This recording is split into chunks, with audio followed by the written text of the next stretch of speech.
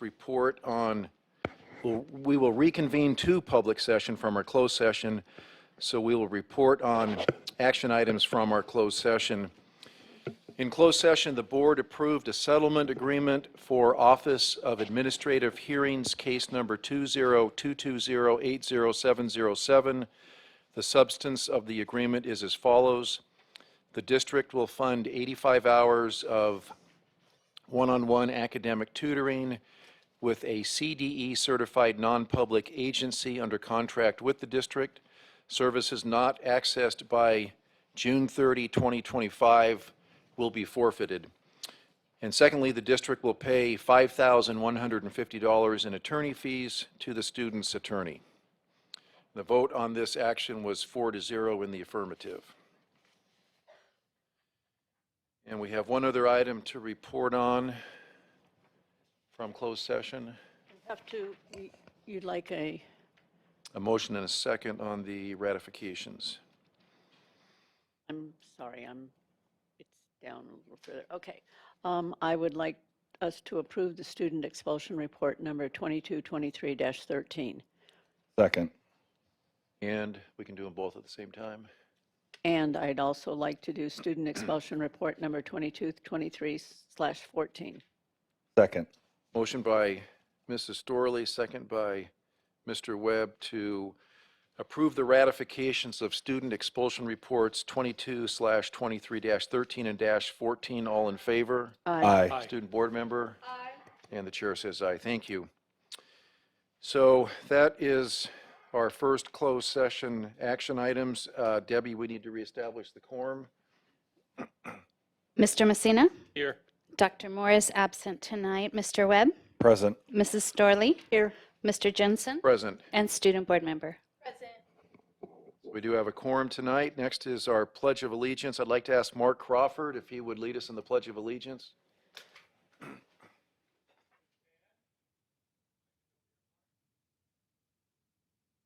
Pledge allegiance to the flag of the United States of America and to the republic for which it stands, one nation, under God, indivisible, with liberty and justice for all. Thank you, Mr. Crawford.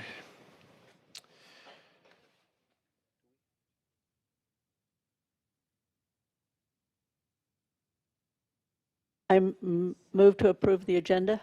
We do have one change to the agenda. Okay. It is that the One Hart Award, which item is that?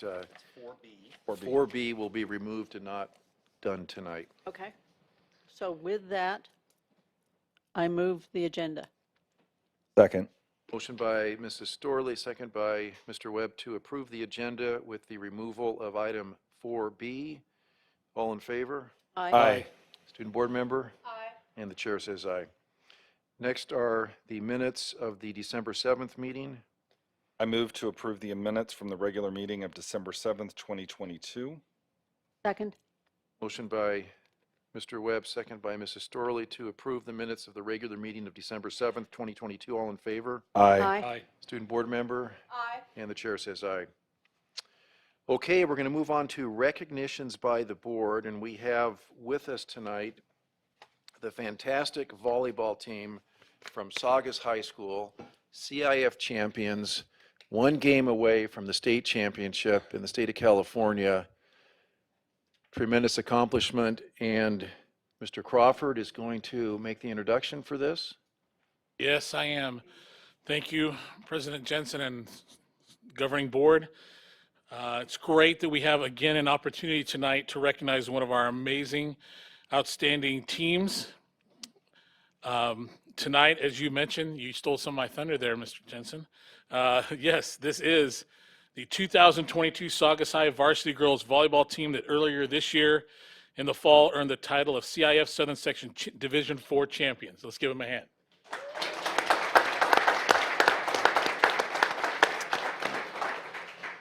This was truly one of the most successful girls volleyball seasons in the history of our district, not just this year. This team finished the season with a record of 35-3, sweeping their way through the Southern Section Championships in dominant fashion. And I was able to witness firsthand the championship game against Campbell Hall in which these ladies won 3 games to none and took the title. And that wasn't all, as they went on to the state title as well, in which they again started great, only to eventually lose to state champion Chaminade in the Southern Regional semifinals, 3 games to 2, in a hard-fought, very close match that went down to the final 2 points for the game.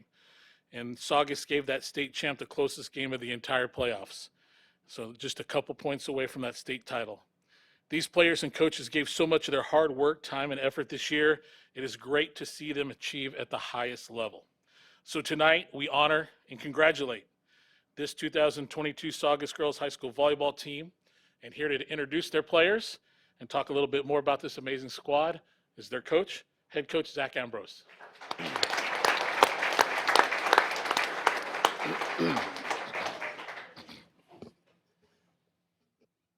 I wonder if we might ask, would the governing board like to come join at the front, and you can assist with saying hello as we're passing out the certificates, and then take a picture afterwards, if you'd like to join us down here. Thank you, Mr. Coleman. Good evening, everybody. Thank you for coming. First, I would like to thank all the board members and the governing board for taking time to honor us tonight. It truly is a pleasure.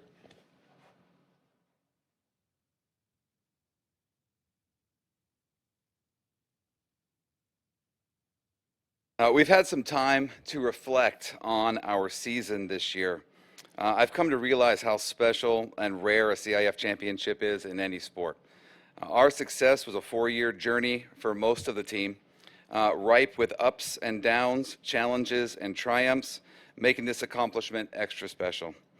I've said it from the beginning with this team, all of our success was because of the team as a whole. We've had a great individual success because of the team. We achieved our goals because everyone on this team embraced a role and did it to the best of their ability. A couple of awards and titles that we won. We won 2 tournament titles. We won the Foothill League title for the first time since 2011. We had the best record in program history, 36-3. We had obviously the CIF Division IV title. One of the nice accomplishments for that is we didn't drop a set in the entire playoffs. That's very difficult to do. So they were very dominant. We had a state run to the regional semifinal. We had the Foothill League Player of the Year, Milani Lee. We had 5 more girls selected to the All Foothill League team. We had 2 All CIF Division IV players, Taylor Trahey and Gabriella Cascioni. We also had the CIF Division IV Player of the Year, Milani Lee. Recently, we had a couple more additions to those awards. The Daily News named Gabriella Cascioni Defensive Player of the Year in the entire region. And Milani Lee made the Daily News all-area team. Again, these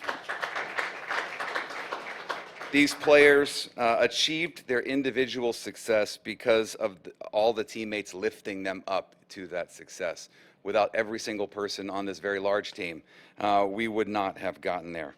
And now I'll introduce your CIF champions, Saugus Centurion volleyball players. This will be in numerical order because that's what I have. Gabriella Cascioni. Layla Ballard.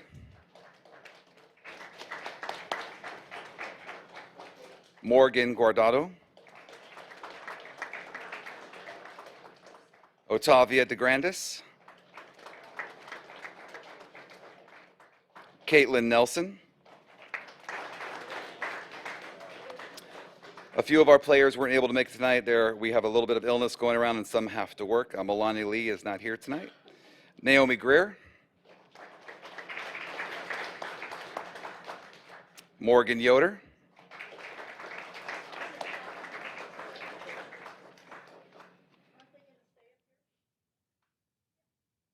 Girls, can you Come on back up. make a line, stay up so we can take a picture?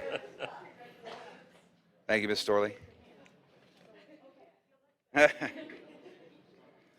Taylor Lane could not make tonight. Jocelyn Dalton. Emily Niagara and Shelby Scott could not make it, so Riley Weeks as well. Isabella Burrows. Okay. Presley Golfany, Taylor Trahey, and Sammy Statlander also could not make it, but when you have 17, we still have enough for 2 teams up here, so. Let me bring up my assistant coach, Caitlin Reiner. Couldn't have done it without her as well. Thank you.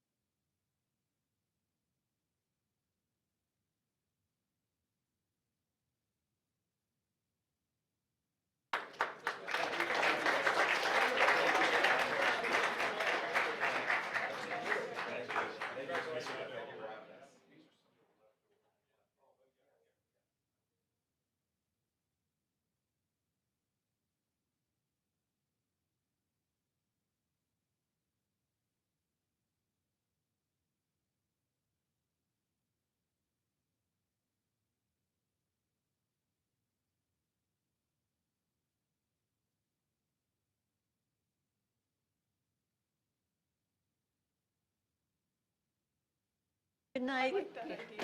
Be safe.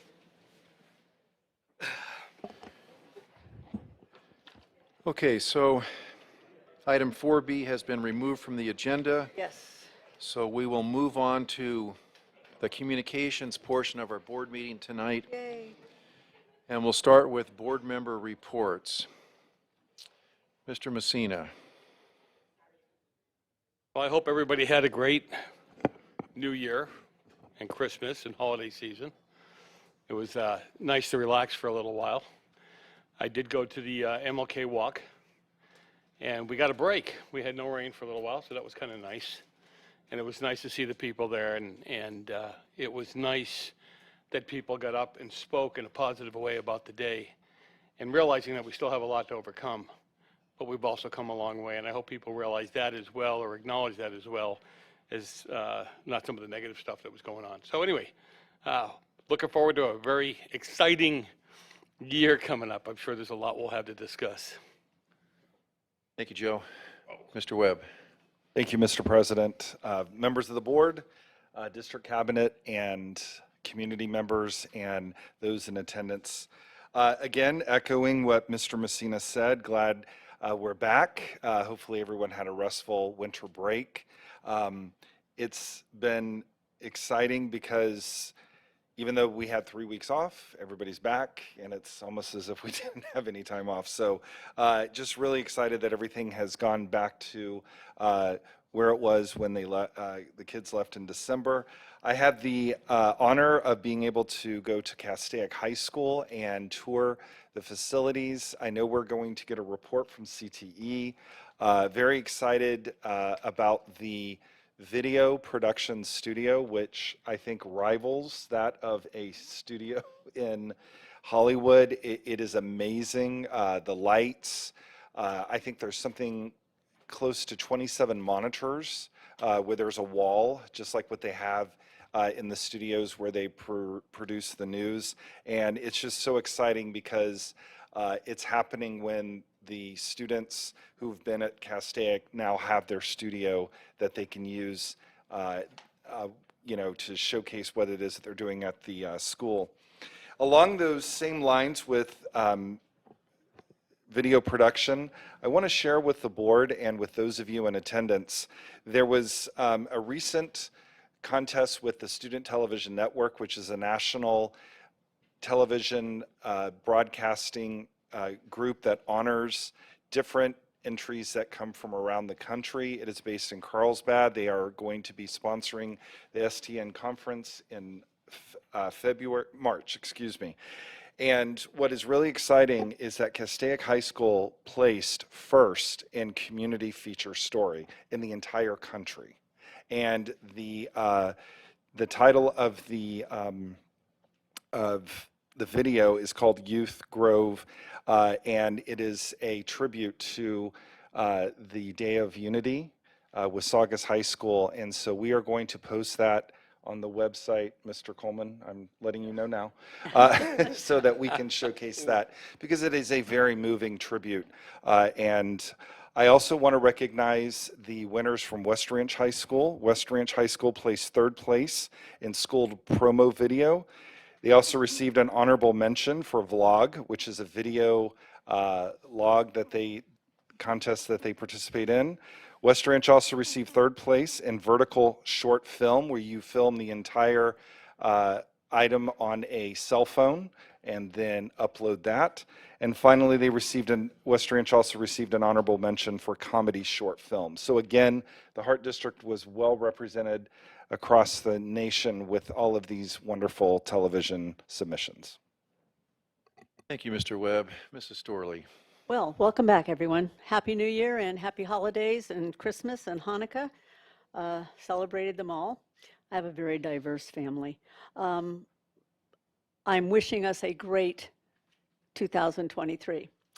I had the honor of being first day back teacher at Castaic, AOC, and Rio Norte. I also oversee Valencia High School, but it was really hard being at 3 places at once. So being at 4 places at once was more than difficult, and it was very cold, especially at Castaic at 8 in the morning.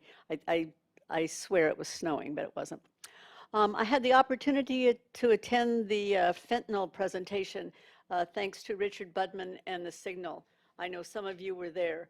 Our county supervisor and our city, our captain and first responders, Dr. Privet and Action, were there presenting. I learned how to use fentanyl. No, I did not learn how to use fentanyl, but I did learn how to use Narcan. So I appreciate that. I've decided to keep it in the car. Probably won't need it in my house, but I think it's something, one of the things I was so happy that there were so many students there that evening, and as well as Mr. Coleman and Debbie Dunn, and the amount of students and parents. And I know all parents say this, drugs aren't the same as they were in my day. I don't know how they were in my day because I was very, very lucky not to do any. Chocolate was my drug of choice. But now it can be on anything and it can be anywhere. And that's what they emphasized at this meeting, is that, and yes, you trust your best friend to give you an aspirin, but where did she get it? Or where did he get it?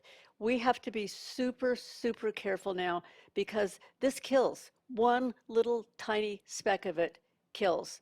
And we need to be super cautious. And I'm sorry we have to go back to being that way if we were before. I remember when I first started teaching, I was a little leery of taking food from students. By the time it was ended, I took their food away from them and ate it, which wasn't always the right thing to do, but I got away with it. Now I don't know.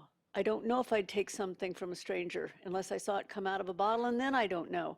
So parents, please talk to your kids. Drugs are bad. Drugs have always been bad, but it's now going to kill you if you take something you shouldn't. So I appreciate that we had this very interesting presentation sponsored by the Signal. Thank you. Thank you, Linda. I too would like to welcome everyone back to a new semester and the start of the new year. It's going to be a great year. I'm very optimistic and positive about this year, 2023. So welcome back to everyone. In the last couple of weeks or so, I've been able to visit 2 campuses and attend athletic events for 4 of our high schools: Hart, West Ranch, Golden Valley, and Canyon. And I'm pleased that many were able to participate in Martin Luther King Day walk earlier this week. And looking forward to a great semester. Mr. Kuhlman, did you have anything you wanted to report? Student board member, did you have a report you'd like to provide? Thank you. Oh, sorry. So first off, there isn't much going on as we're all kind of getting back into the swing of things and starting to get more used to school. However, a lot of schools and a lot of ASBs have been primarily focusing on basketball and soccer. I actually read an article produced by the LA Times, which was the top 20 girls high school basketball team in Southern California, and Hart is placed 12th. For the girls basketball high school team, and currently, as of last week at least, the score is 18-2. ASBs have also been focusing on winter formal, which has been like a huge thing. We're trying to focus actually on potentially combining some of the ASBs and working together more on trying to create district-wide events. And then lastly, a group of volunteers, a part of SEC, which is the Student Communications Council. We are working on creating a Black History Art Museum. As of right now, what we do have planned with Mr. Coleman and Mrs. Dunn is the theme will be celebrating Black history through the Hart District's 4 core values, which are creativity, caring, courage, and community. It will take place February 28th at 6 p.m. in this room, I believe, and there will be a lot more details coming out in the next 2 weeks. That's all I have. Thank you. Thanks, Danny, for that report. Appreciate it. We're going to move on to our Employee Association leadership groups. And first is President John Minkus with the Hart District Teachers Association. John, welcome back. Good to see you.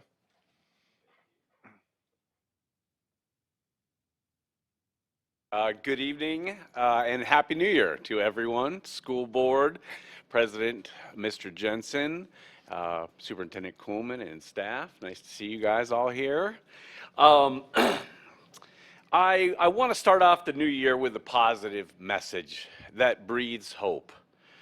As we move forward into the year 2023, which I have to get used to saying right away or I'll miss it every time, we must look within and without to see what we can do to better our lives. We all make resolutions, promises to ourselves to be acted upon in the new year, changes to be made. But before moving forward, we have to make sure that the loose ends are all tied up, lest we fall back into the ease of routine without seeing those through. Starting is not most people's problem. Staying, continuing, and finishing is. HDTA pledges to work with the district to maintain the quality of education we've been providing for so many years and support change, inevitable and necessary as it is. In doing so, we can't afford to rest on our laurels, but we can't blindly jump onto the next educational bandwagon. Excellence comes when we balance quantity with quality. More is not better. Most importantly, we can't keep heaping more onto the plate. In this never-ending pursuit of excellence, we must continue to move forward with thoughtful, measured steps. But this innovative growth entails taking risks. We understand that growth and comfort do not often coexist. HDTA will be part of that difficult march, a partner in these risks and the rewards that accompany them. The quality of our efforts is everyone's responsibility. We all have our roles and responsibilities. As we move forward, we must remember, incentive spurs effort, and it validates the hard work of all. The body of the Hart District Teachers Association, the classroom teachers, teacher librarians, counselors, psychologists, speech pathologists, physical and mental health care providers. We are the heart of the Hart District. We will continue to work hard in each of our individual roles. It's your responsibility to provide the resources necessary to support our efforts. We are one heart. Thank you. Thank you, John. Next up is California School Employees Association Chapter 349 President Janice Dennington. Janice, nice to see you tonight. Nice to see you. Happy New Year. Good evening, President Jensen, board members, Superintendent Coleman, cabinet, and guests. Well, the district and CSEA continue negotiations for the 22-23 school year. District has offered us 10% no retro and 2% off schedule, while CSEA counted back with an 8.22 with a retro from July 1st of 2022 and adding a step 6 to our salary chart. We feel adding a step 6 will make our district more marketable. We can retain our current members and attract future employees. We meet again on January 27th, looking for positive results and finalizing negotiations for 22-23. Moving forward, CSEA has voted in their e-board for 2023. And I've invited them here tonight so we can put the face to the name to the title. So CSEA e-board, please stand. Right here is communication. To my right, I have Rebecca Quinones. I always get stuck on that. She's handling communication. Returning as secretary, I have Veronica Feather. Welcoming Carrie Covell as treasurer. And stepping it up is Vice President Jordan Mraz. So, yes. So I'd like to thank all of you in advance for all your hard work and efforts I know you put forth to help all our members.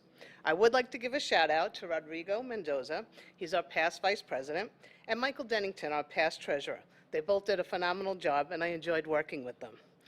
On another note, I have the honor as returning as president, and I'm happy and excited to be a part of this strong team. So I thank you again for taking on this responsibility, attending tonight, and I'm looking forward to a successful year. Thank you. Thank you. Thank you, Janice, and new e-board members, congratulations. We look forward to working with you, and thank you for coming tonight. Well, next up is our school site report for the evening, which is Arroyo Seco Junior High School and Principal Andy Keene. So Principal Keene, we'll turn it over to you for your report.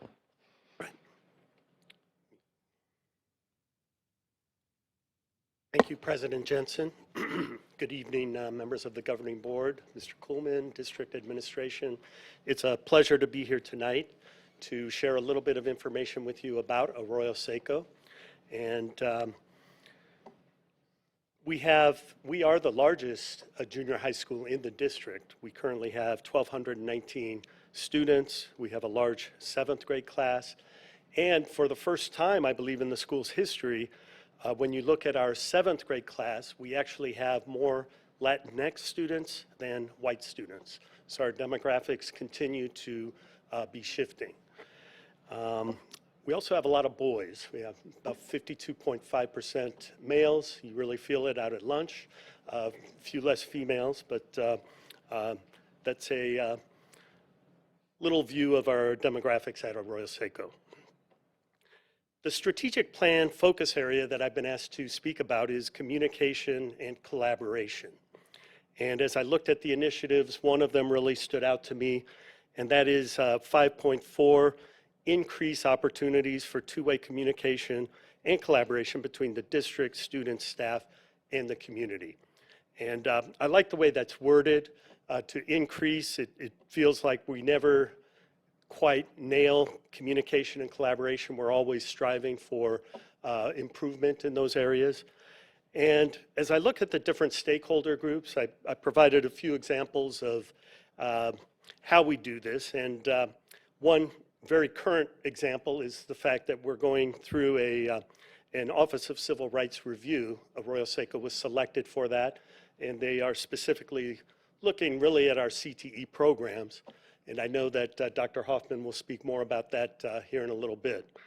But one of my takeaways as we go through this process is just the level of support and the amount of resources available through the district. I definitely do not feel like we are on an island, that I'm appreciative of being part of the Hart District, and definitely are feeling that support as we go through this. We have a great faculty and staff. Our teachers and staff members love to come to Arroyo Seco, and they don't leave, and so we're very fortunate in that regard. And I've just listed a few of the different ways we communicate with them, but we really are a collaborative family, and there's a big emphasis on that at school. We also have a very supportive and parent and community base, and so I'm appreciative to be part of that community. One of the ways that we communicate is through our weekly Seiko Scoop newsletter. You can see the example there where we had over almost 1,000 parents viewing it. So we're constantly trying to refine that, but in particular, I'm appreciative of our Parent Advisory Council and all of the support that they provide us, whether it's staff appreciation or support of needy families. And so, again, glad to be part of that community. Of course, we need to talk about students. And as I do these next couple of slides, we do have 3 Arroyo Seco students here tonight. So I would like to ask them to come up and join me behind the podium as I talk a little bit about them. And I will be introducing each one individually shortly. But one of the areas that we really worked on this year was to communicate what our expectations are of our students. And one of the ways we do that is, well, our motto is we lead. And so we've defined lead as learning, empathy, appreciation, and determination. And so we share these expectations. These posters are up throughout campus, through classroom lessons, through visits. And we also try to recognize those students who are doing a great job. And so we did drive-through recognition for students who demonstrated strength in those different areas. And so I'll share more about that. Each one of these students received one of those awards. We also brought in just this past week, we brought in an amazing guest speaker from Team Truth, Caleb Campbell, who spoke to all of our 8th graders.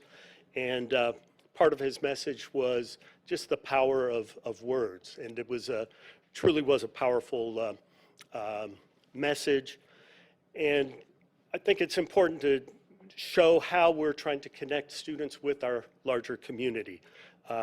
Another example, we had an author visit. Stuart Gibbs, who wrote the Spy School books, came and spoke to a packed multi-purpose room. And as you can see from the middle picture, the students were actively participating. They had tons of questions and comments. One group we're very proud of is our Council on School Culture, which is a group of 40 students, a diverse group. They are going through the Teen Truth Leadership Training. In fact, Caleb Campbell came out and met with them once, and so that's partly why we decided to bring him back to speak to all of our 8th graders. He's coming again to meet with this group this Friday. And the group focuses on fostering a positive school culture with an emphasis on equity and diversity. And in speaking about two-way communication, it also provides us a vehicle to get information from our students about the campus. And so here are some examples of the areas of pride. They felt it's a very inclusive campus with a great staff and good, strong school spirit. And the biggest area for growth was using positive language, along with respect for others. And again, that's partly why we brought Mr. Campbell out from Teen Truth to address the language. One of the things that this group did also was they said, we want to create wristbands. And so you see an example here. And with that, I would like to introduce one of our students, who's Camila Quintero. She's a member of our Council on School Culture. She received an award for empathy because of her work with this group. She also represented Arroyo Seco at the Student Communication Council. So she's going to tell you a little bit more about the wristbands. Go ahead and approach the microphone and speak into it. Yes, thank you. This wristband is a thing we have came up with because we thought we had figured out that because you shouldn't have to be in front of a crowd to do something good, and it should be self-rewarding to do something good. So we thought, So we thought, we should have like a prize, but like something that like not money or an applause, something self-earning. So we're like, you know what? Let's make a bracelet. So the black, you start on black, and when you wear it, and when you do something kind or something that you believe that is something you can turn a bracelet over for when you are in red, then it's like self-rewarding, and it builds up confidence to do more things and do more things more positively, and more like, sorry, to provoke you into doing more stuff, like helping, like, I don't know, take, I don't know, elderly ladies' groceries up, or walking someone's dog for them. Simple things that can help you in your everyday life. Very good. Thank you. Thank you, Camila. And I believe, do you have wristbands for our? Why don't we, so we have a bag of wristbands. We'll just pass them down. Awesome. and welcome Thank you. to, grab one or two. So thank you, Camila. The next student I'd like to introduce is Andrea Avalarzuniga, and she was recognized for determination. Andrea's only been in the country about a year, and so she's been learning the language and doing a phenomenal job. She's an outstanding student. In fact, she read Moby Dick.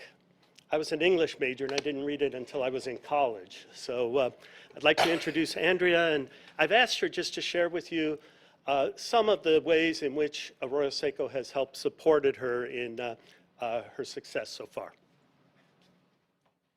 Good evening, my name is Andrea Zuniga, and I'm quite honored to be here tonight. I have been recognized for my determination, and I think what helped me to be a good student is the determination and the dedication teachers show to their job. The way they teach and the love they put into every class make the school environment feel pleasant and comfortable.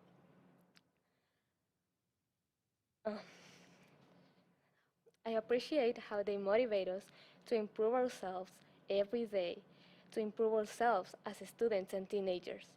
How they encourage us to not be afraid of asking questions if we don't understand, and to not be afraid of making a mistake the first time, because we are not perfect, but we can always be better. Despite the fact that I'm a person who only spoke Spanish a year ago, that has not been an impediment for me to learning like other students, thanks to the staff members and the help they provide to people like me with a different language. Thank you. That was amazing. Thank you, Andrea. Our final student was recognized for learning. And as we talk about communication and collaboration with the community and with students, I can't think of a better example than this young lady, Miranda Bowling, who represented Seco in the district-wide junior high speech competition, where she took second place. And she also represented Arroyo Seco at the Unity of Community event in November. And if you were there, you heard her recite the poem that she wrote, which was just very powerful. And so I'm pleased to introduce her so she can share that same poem with you here tonight, entitled Not Nothing. It's Miranda.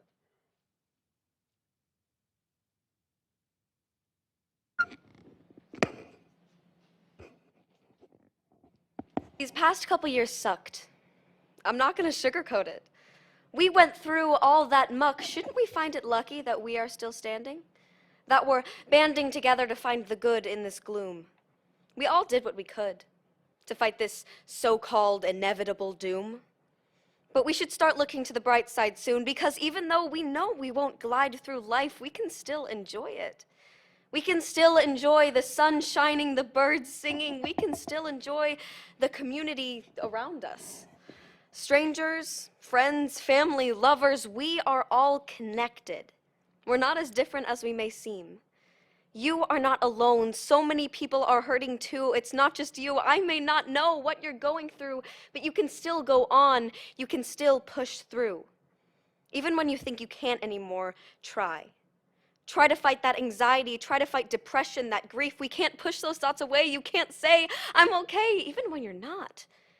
Even if it's not what you thought, those feelings will bubble up. They'll take you on roads you didn't want to follow. They'll tell you things you can't quite swallow. They'll say to you, you're not good enough, or you need to do better.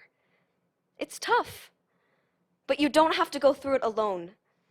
Someone out there supports you. In this big blue world, you are not just a speck. You matter, even if you feel sadder and sadder every day. You matter, you might not believe it, but so many see it. There will always be that voice saying, you are not good enough, or you need to do better. But you need to say to that voice, I matter. I am worth it. I am enough. Because you are. Even though those memories will always be there, they don't define you. They shouldn't decide your every move because you will get stuck in that loop. You can still acknowledge them. You can still acknowledge that they're there, honor them. They are not nothing, but don't let them define who you are. You are a star and nothing less. Look to the future instead of the past. Those memories will still last, but you can pave your own path because we are not our trauma. We grow and we learn. All of us do. So I hope that soon we will learn to remember and still live our lives. Your pain is not nothing. You are not nothing. All of us are not nothing. All of us matter. Thank you.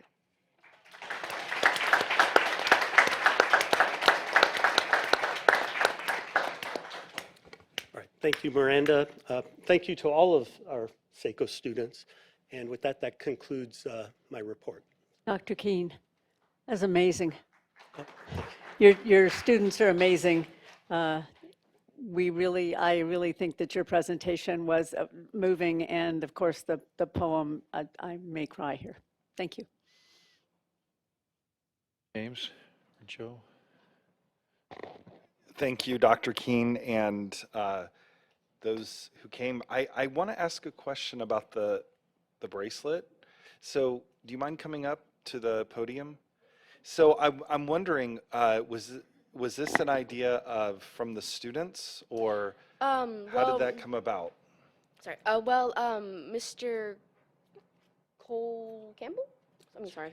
Mr. Campbell came and he just like moved, like Mr. King said, he moved us all, and he made us feel feelings we haven't felt in a really long time, sadness, grief, and we took those and we're like, you know what?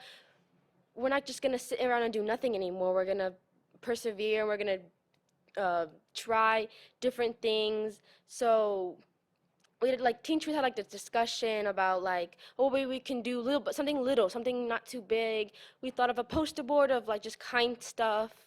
But then some of the kids were like, we don't want to have this big thing in the front of the school. We want something that's rewarding. And so we all came up with something that everybody wears at our school, which is jewelry. And so we all thought bracelets, something that's not that you need to remember to do in the morning. You can just, I'll have an act bracelet. I helped some lady pick up her groceries, or I helped my mom with the dishes. Something simple, something that, like I said, is self-rewarding, and you don't have to have a whole audience to reward yourself. Something that you can I don't know. Sorry. Did not prepare a speech. No, it's okay. Something that just can help you want to help others, and just so it was just an idea we all had come up together, and it was a group effort. So. Well, I appreciate you sharing that, and I'm excited. I'm very proud to wear it, and I can't wait to turn it over to something red when I do something nice for someone. Yes. Thank you so much. They have it a triple extra large. I mean, I can't get it on my Mr. Jensen, may I ask one question of Yeah. one of the students? The little girl, I'm sorry, my son says quit calling everyone little like they're young, but they are. So the one that's speaking English for the first time this year, I'm sorry, would you say your name again? Andrea? Okay. You're amazing. Thank you. Seriously, 1 year and you speak perfect English. So I'm happy for you. I'm proud of whoever helped you. It's not easy to learn a second language, especially when you're a little older. Babies do it really easily, but teenagers, it's a little harder. You three students are just absolutely amazing, and Dr. King again, you make it happen. Joe, did you have a comment? You know, I wasn't going to make one, but I'd like to ask the ladies, What do you like best about Arroyo Seco? And don't worry, the principal's here. I want to know that. All of you, come on up, one at a time. I want to know what you like best about Arroyo Seco. Don't say no. I'm going first by default. Well, what I really like about Arroyo Seco is the teachers. I really like that the teachers, they really help you with whatever you're struggling with. And if you say, hey, I don't get this, they don't just like push it off. And they're not just like, yeah, I don't care. They're not like that. And I really, really like that the teachers are so kind and considerate with helping the students. Okay. Anybody else? I really also enjoy the teachers, but I also enjoy the other staff, like the yard supervisors and the lunch ladies, because Those were Jensen's favorite employees too, the lunch ladies. Related to food. because I enjoy the lunch ladies most because I always saw this one lunch lady. I'm sorry, I don't remember her name. She goes out and it's just something that she doesn't need to do. Something that she wants to do is pick up the trash that other teens left behind on the campus. And I'm like, you know what? I'm like, other people should be just like, have the heart that you have. And like, I'm sorry, but like, she makes me want to cry because like, she's so sweet and cares about everybody else. And like, I just like, we need more people like that. I like the staff like Mr. Scott, Miss Jennifer, Miss Kelly. They're all very sweet. They make me coming to Arroyo Seco a wonderful time. Like I don't want to leave. I love Arroyo Seco, so I just think that. Very good. Well, I really like the teachers, the environment, how they make you feel like you matter, like they love you, all of that. And of course, my English teacher who helped me to prepare this presentation today and how she helped me to learn new things. Very good. All right, last question. Do you feel safe there? Do you feel safe in school?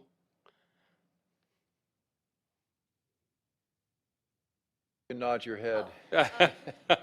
Come on up. Yes, I do feel very safe at Arroyo Seco.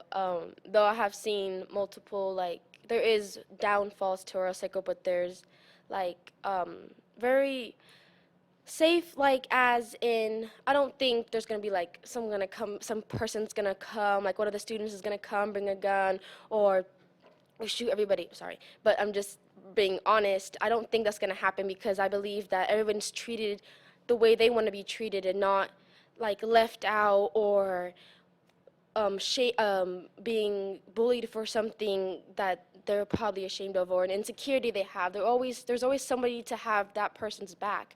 And so I feel very safe. There is things the students do. They probably say stuff, like rude stuff, call people rude names, yell and scream a lot. But we're teenagers. We don't know what so far, I'm guessing. We don't know what's right and wrong at this moment, which we probably should. But I don't think, I feel very safe at Arroyo Seco overall. Very good. I also feel very safe at Arroyo Seco. There are a lot of classrooms, and I'm assuming most of them, like 99% of them, are like safe spaces that you can go if you're like not feeling good and if you're being bullied. That's not fun. You can go see the social worker, or you can see some of your teachers that you really liked. I remember last year, I kept going to my English teacher's classroom because he was a really, really good teacher, and I just hung out there. So there are really, really safe spaces that we can go if we're not feeling well. Well, obviously not physically, because then you shouldn't go to school. But like if you're not in the right, if you're not feeling well mentally, you can go to the social worker, and I really love her. She's amazing. So yeah, I feel safe at Arroyo Seco. Yes, I really feel safety at Arroyo Seco, thanks to all the staff members. The break room lady, she's always asking, "How are you?" And if she thinks that you are not good and you don't look good, you look sad, She's only like, oh, you can stay after lunch. I will take the teacher. She talks to you. She makes you feel better. The teachers, they're always asking, how are you? Or how was your weekend? They always ask how you're feeling. Very Student good. board member, did you have a Thank you. comment you wanted to make? Thank you. I just wanted to commend you all. You guys all speak so eloquently, and your stories, your poems, your experiences, they really speak to me, especially as a student. I'm really happy to hear that the Hart District is really fostering such a kind, and Arroyo Seco in specific is fostering such a kind and warm environment. A little bit earlier in the presentation, you guys mentioned having Teen Truth come and mentorships come, and I was wondering, I wanted to ask the three ladies how you felt that impacted your student body and your student morale, having those assemblies. So, I'm in that group, and so the first time that the speaker came, I think like 80% of us went out of the NPR crying, because like everything that he said was so moving and so touching, and like I think a lot of us, I can speak for a lot of us, that it really like touched us deeply. And it just changed our ideas about a lot of things. And it really just reminded us that we're not alone. And I think that's really, really important. So yeah, it was deep, but it was a good thing that we had.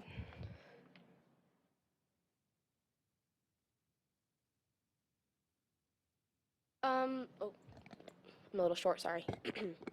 Sorry. After the meeting that he came and he talked about feelings, like I said, we haven't felt feelings like sadness or grief in a very long time, or some people feel it all the time. And that when he came, he came, and yes, it was very deep, and I'm not gonna lie, I cried multiple times. When he said, not just like gave us ideas on what to improve in our life, but to give us a different perspective of what life is like when you open up. It doesn't have to be it could be with a friend, a teacher, someone you trust. And I just thought he like mended it into like not saying the direct words, but showing that you're not alone and that you have multiple people who you can talk to, if you just need a hug, you have friends that just say, I just need a hug, or to be there to support you of tough times, or you need to get something off your chest. Like at the end of the thing, sorry, he put a microphone on a chair, and he had people, he's like, you don't have to come up if you don't want to, but if you have something to get off your chest, you are more than welcome to come up and say it. And I just thought that spoke to all of us, because we weren't being pressured. We had the ability to say something, and if we wanted to say something, we could say something, and if we didn't want to keep it inside of us, we could. And I think the last student that talked really got to us, because he said, I just felt very alone, and this Teen Truth thing has been really helping me, because these people are just like me, and it's like, whoa, it's like I can talk and I can feel comfortable in this area, and I know for a fact it's not gonna leave, or I'm not gonna be made fun of because of something that's making me feel down. So yeah. When he came, like when he started talking about mental health, a lot of people were like, oh, that's boring or something like that. But then everybody realized that it really matters, and he included everybody, and he just make us feel good, and that we're not alone, that everybody is living something different. Everybody has problems and different feelings, and we are not alone. Principal Thank you Keen, so thank you much. for a wonderful presentation, and Camilla, Miranda, and Andrea, thank you so much. Very talented, each of you, great speakers. love to hear your comments. And great job tonight. Thanks for coming, and we really appreciate all you're doing. Keep up the good work. Thank you. Okay, we're going to move on to our special items. We have two of them. The first one is proclamation recognizing School Board Recognition Month. We do have two speakers. Mr. Coleman, are you going to introduce this first of all, and then we'll have our I speakers? think we can go ahead and hear from our speakers, Okay. and then we'll get to it. Yeah. Okay, so the first speaker is Diane Zimmerman. After Diane is Santa Rivera, and you have 2 minutes each. Diane? Pardon me? I'll take the blessing. Okay. All right. Santa? Hello, good evening. Happy New Year's, everyone. And I wanted to congratulate you guys for patting yourselves on the back for everything that's been going on these past few years. I will give you guys all that COVID has been something that's been uncomfortable, unprecedented. The circumstances have been extremely, they're new. They've been scary for some, but I will give you guys that. I truly, truly empathize for the position that you guys have been throughout these times. So in that sense, you know, I do feel that recognition is due. I also want to add that I hope that the push to do more with less to serve the children in the community won't be so hard now that this new budget law is to take place here for the California schools. So I hope that that would be a little bit alleviated with that. You also mentioned in this proclamation to work closely with parents. I do feel that we're trying. I hope that we don't stop. There is at least, it seems like there's a bridge trying to be built, so I appreciate that. I'm starting to feel like we're seeing that. Strong advocates for public education and responsible for communicating the needs of the school district to the public and the public's expectation to the district. I hope that you guys really take those words, not lightly, but very seriously. I'm glad that this is now in writing. Please remember this so that when you guys are doing all of this, you know, the door's still open with me. I'm still willing to learn how to help you guys help us. A social worker instead of a therapist is a little concerning from what I heard earlier. Santa, And Latina and time's up. Latino, Thank not you. Latinx. Thank you. Thank you, Santa. All right, Mr. Kuhlman. Yes, and I just wanted to clarify, this is a recognition of School Board Recognition Month, and this was something that I brought to the agenda. It's a little awkward sometimes with the board, you know, taking action on something, but I brought this forward. So I wanted to share that in California, roughly 5,100 California school board trustees, which are the largest group of elected officials in the state, they aid in supporting student success by establishing policy priorities and benchmarks, and these trustees provide a critical accountability link between schools and the community. And in addition to overseeing educational quality in the Hart District, our governing board also takes on a range of other duties, including decision-making and direction on budgets, and staffing, and facilities, on upkeep, development, food services, and on and on. The last 2 years have been especially challenging for everyone, including our governing board members, who have had to pay the utmost attention to follow ever-changing guidelines and safety mitigation measures related to the COVID-19 pandemic. And these measures have generated strong debate, strong feelings in our community and across the country. But through it all, our governing board has stood strong in their resolve to support California's students and to create and maintain a safe and supportive learning environment, while also acknowledging differences of opinion on these important issues.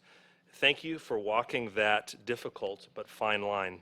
So in recognition of the important role our governing board, that would be Mrs. Storley, Mr. Webb, Mr. Messina, Dr. Moore, and Mr. Jensen, we salute you and the rest of the trustees serving the public throughout our community. And with that in mind, I encourage this board to adopt this proclamation recognizing School Board Recognition Month for the month of January. Thank you, Mr. Kuhlman. Not going to move it. This is an action item. Isn't, okay.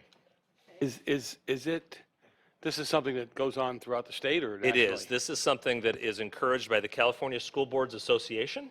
And so they've established January as that month. And so we identified that. And I Well, believe I have no problem moving it because I know how much work goes in from trustee members up and down the state. So I don't see a reason why we shouldn't. Okay with me? I mean, you second? Come on. I'll second. Yeah. Okay, I guess you're right. It's from Yeah. the district. Okay, Thank you so much. So we're clear. We I appreciate that. Thank you. Okay. thank you very much. Appreciate that. Then I take back my motion. All right, we'll move on to our second special item, which is board policy regarding flags and banners whose display represents the position of the district or the governing board. Yes. Do we have, We have some board comments. Yes. all right, we do have some speakers here.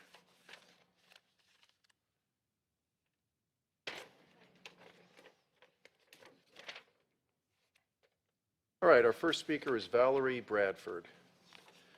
Next will be Rebecca Hindman, and after that, Santa Rivera.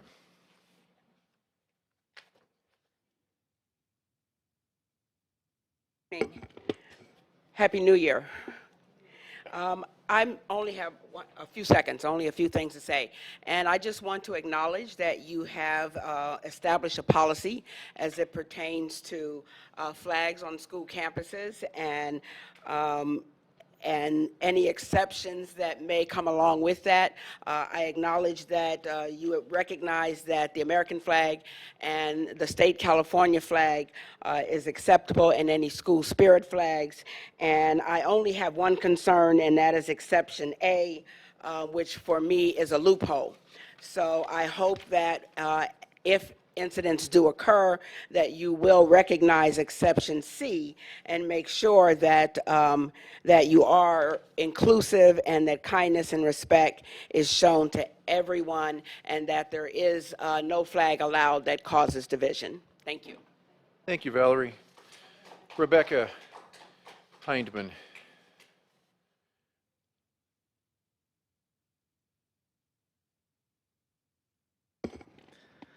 Good evening. My name is Rebecca Hindman. I'm a Saugus parent.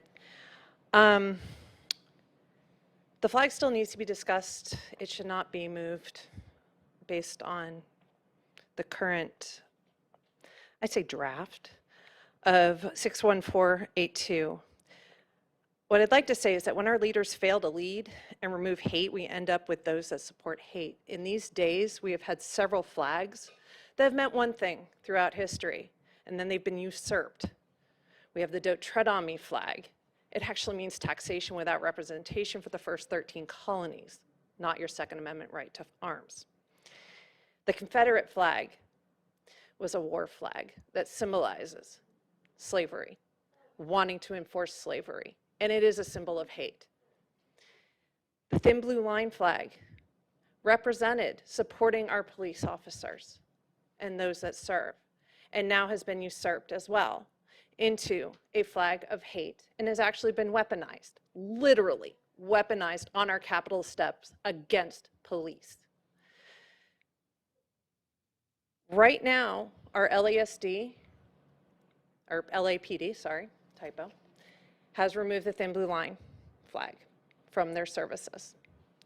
We need to make sure that when we are putting forth 614582, that we remove any loose language, because when you get to the part of the exceptions in A, B, and C, it's a little loose.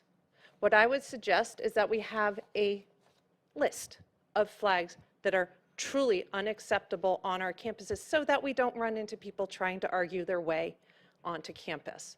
These are agreed upon, and they do not belong on our campus, so that we are inclusive and a safe place.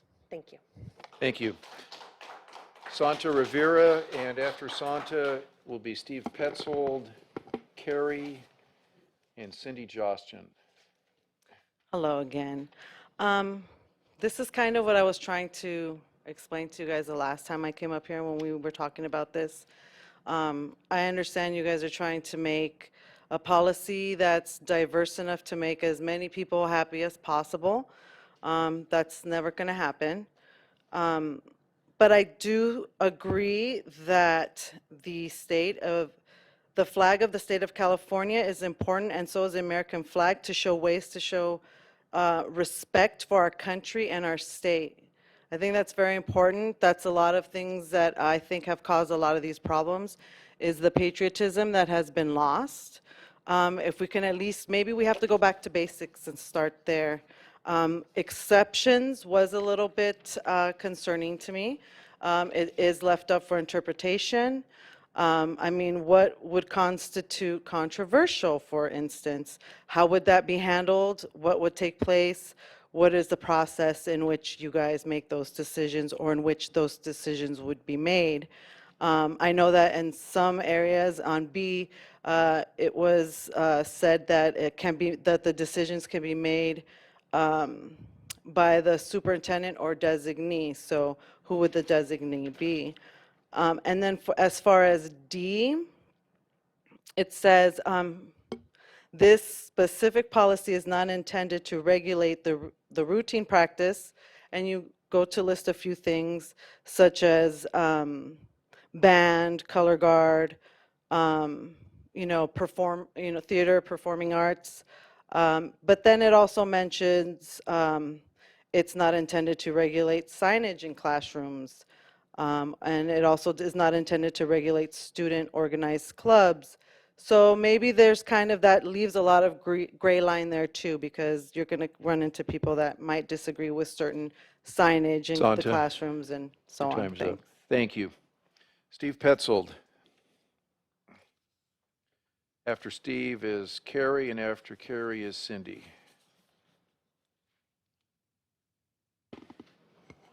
Yes, Mr. President, I wanted to address this issue.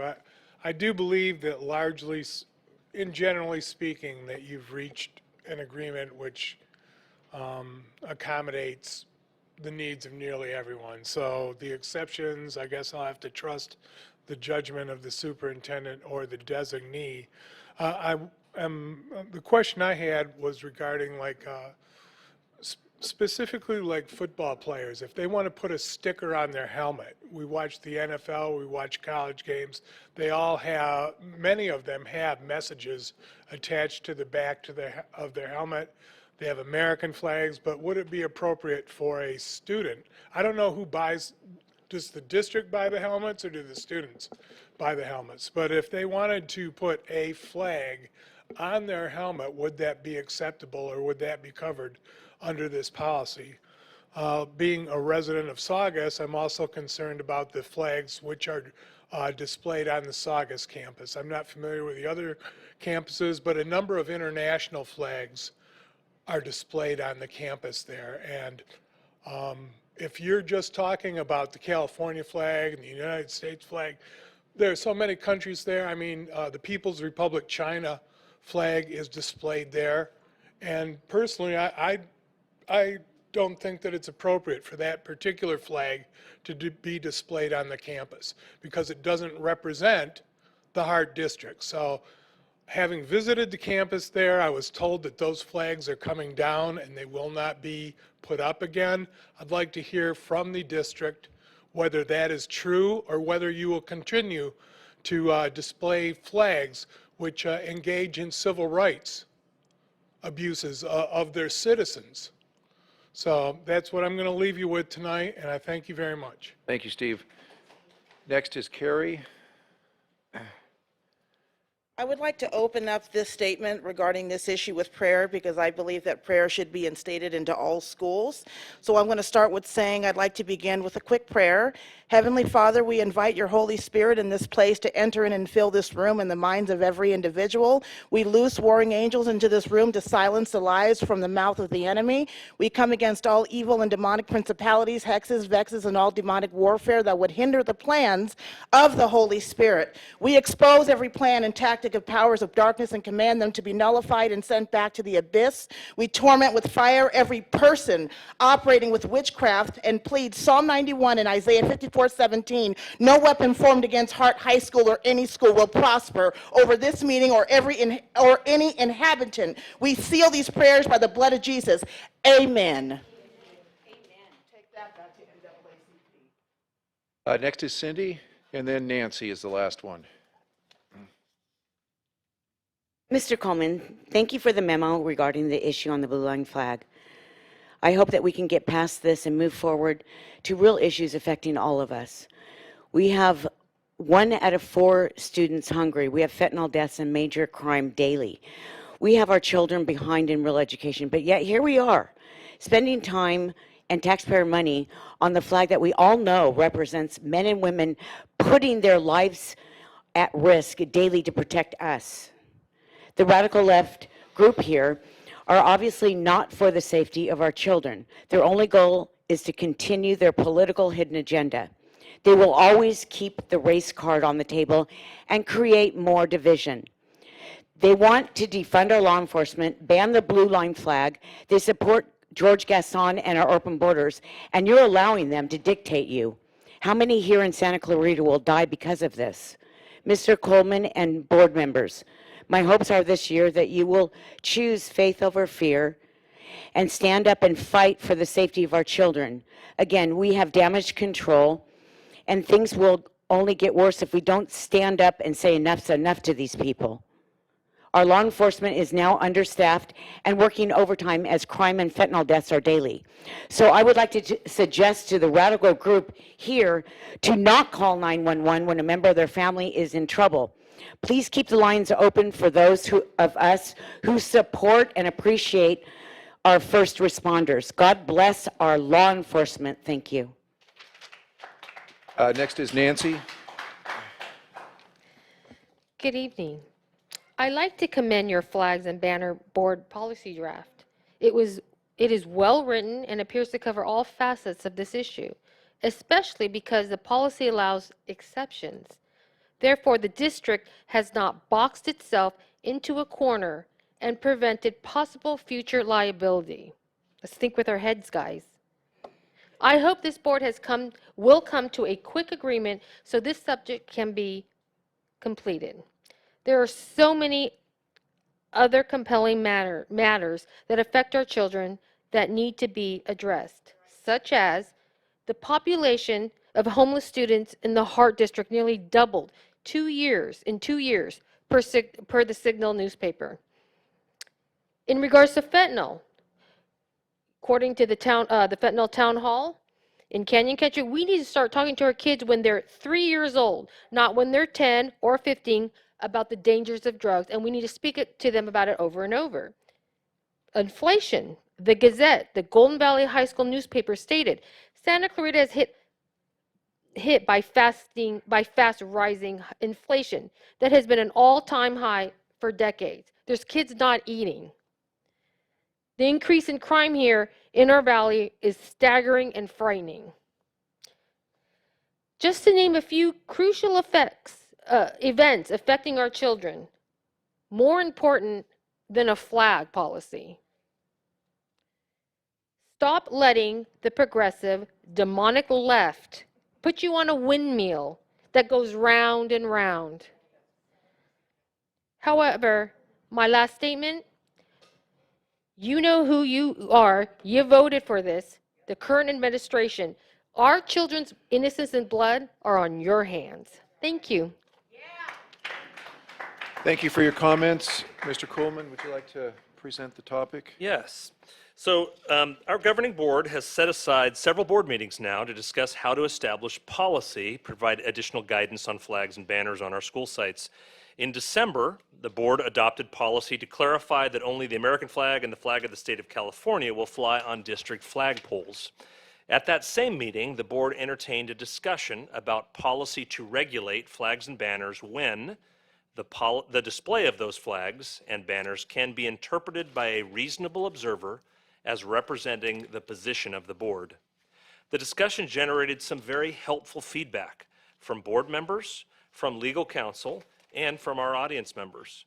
And according to my notes, the policy that was recommended should aim to, first, give priority of place to the American flag and the flag of state of California, along with flags associated with school pride, while also allowing for occasional exceptions for patriotic exercises, such as Mr. Messina had mentioned, a question about the recognition of veterans on Veterans Day, etc.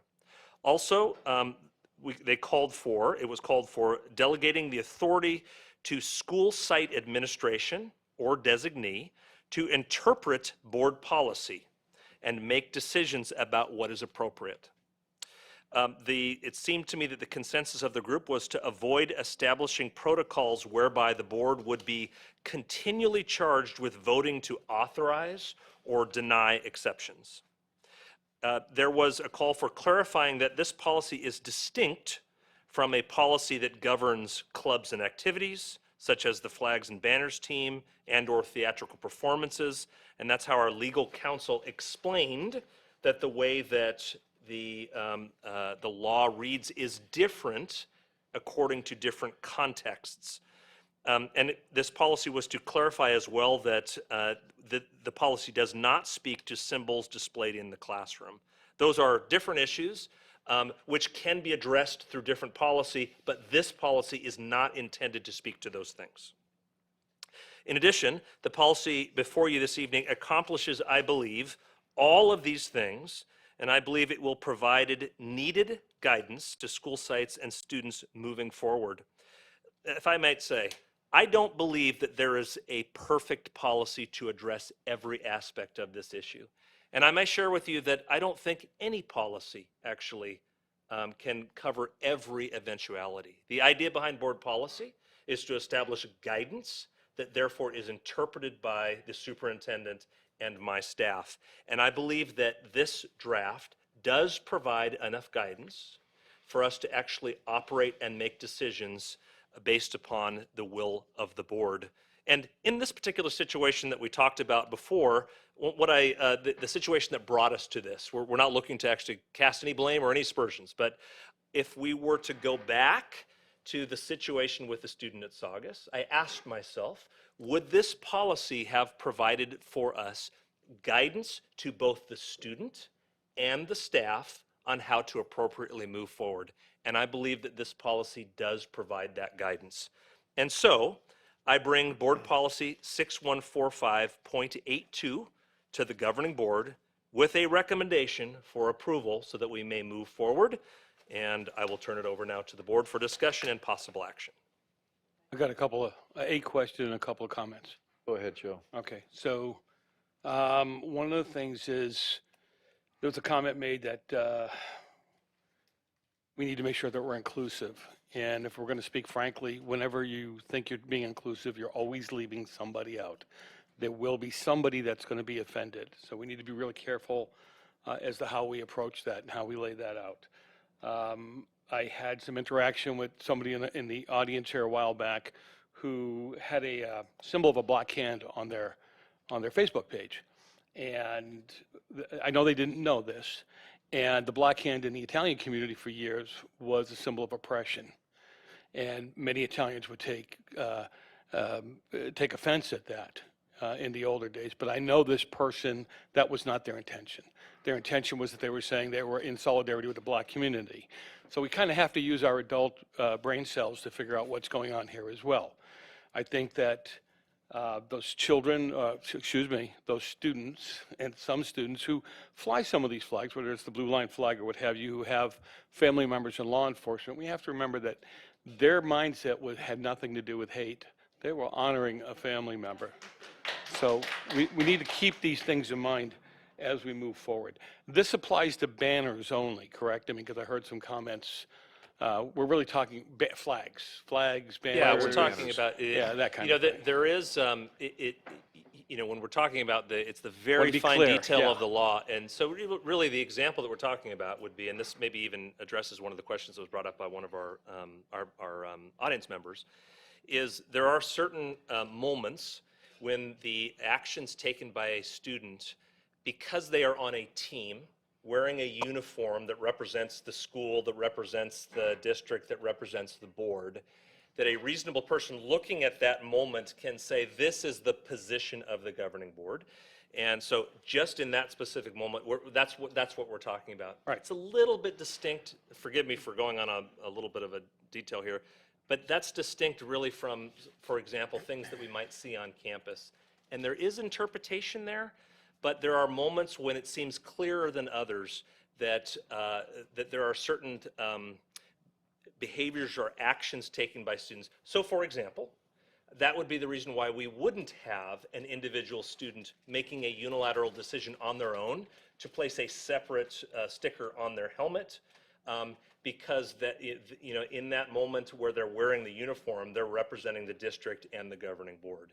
Yeah, so hope that And the helps. only thing I see missing here, what I'd like to see is some kind of appeal process to the board in some way, shape, manner, or form.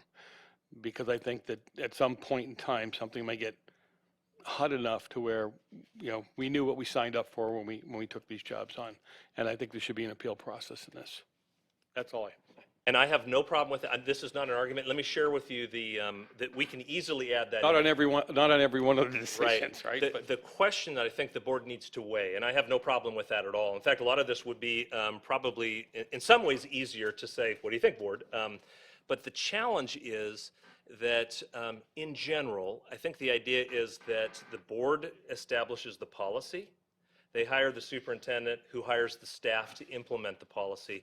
And the danger that you have is once you create sort of written into policy that appeal, effectively it just will go, it could in every instance just go directly to the board.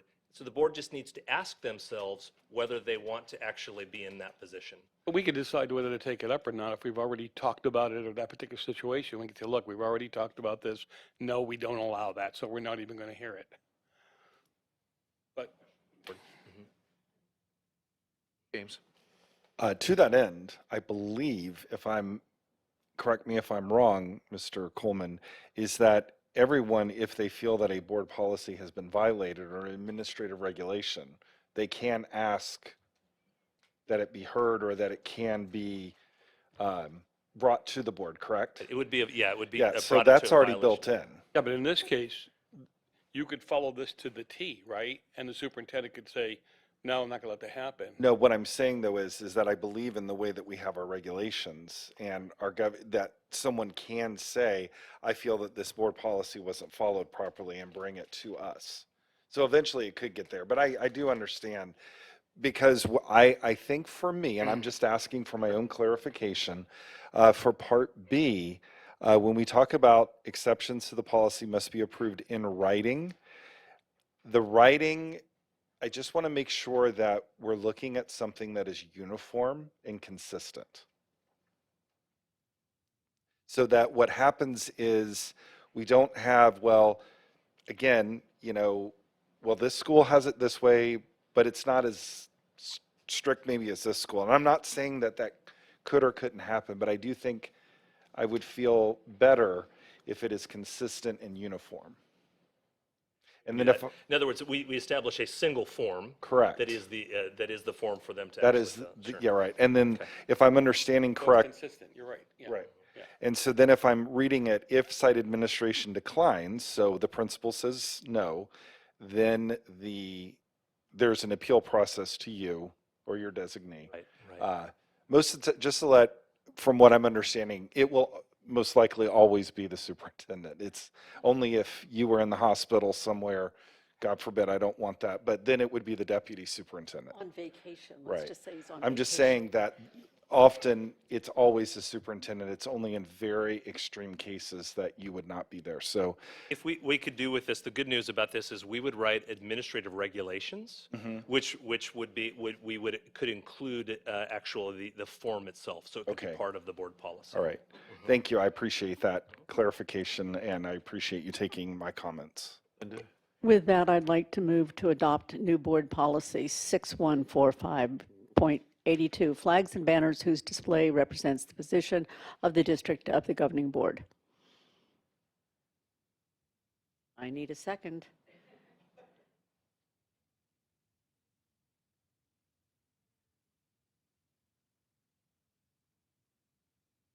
I will second it.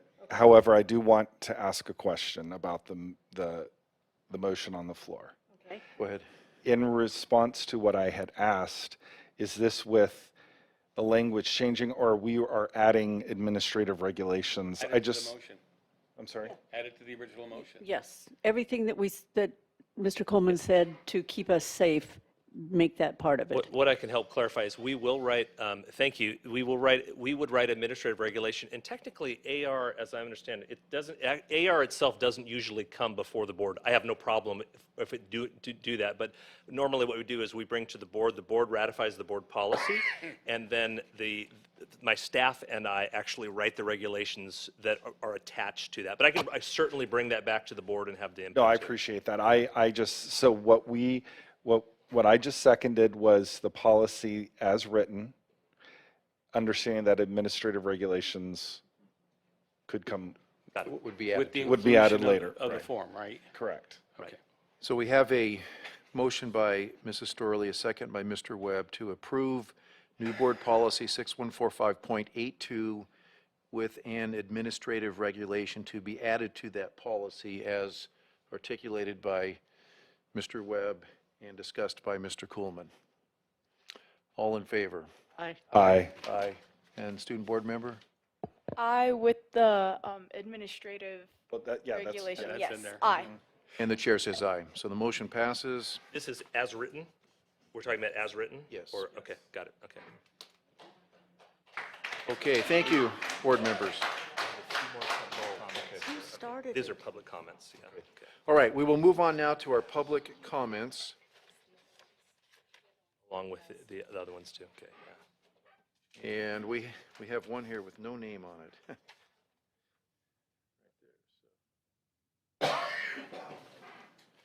Okay. If you wish to address the governing board on a topic within the subject matter of its jurisdiction, please complete the request to address the board form and return it to the secretary to the board prior to the beginning of the item. Comments regarding the consent calendar will be taken during public comments. Please use the microphone and state your name. It's optional. No action will be taken on any item not appearing on the agenda, and the board president will limit your comments to 2 minutes. The president may limit public comment time based on the number of persons who wish to speak. If you wish to speak regarding an item that appears on the agenda, you will be called upon to make your comments at the time the item is discussed by the board. All these comments relate to general public comments. First is Lydia McLaughlin. Second is Rebecca Hindman. Third is Glenda. You want chocolate?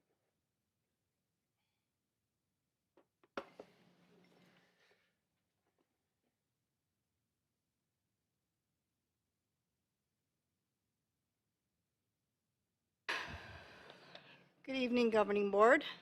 My name is Mrs. Lydia McLaughlin.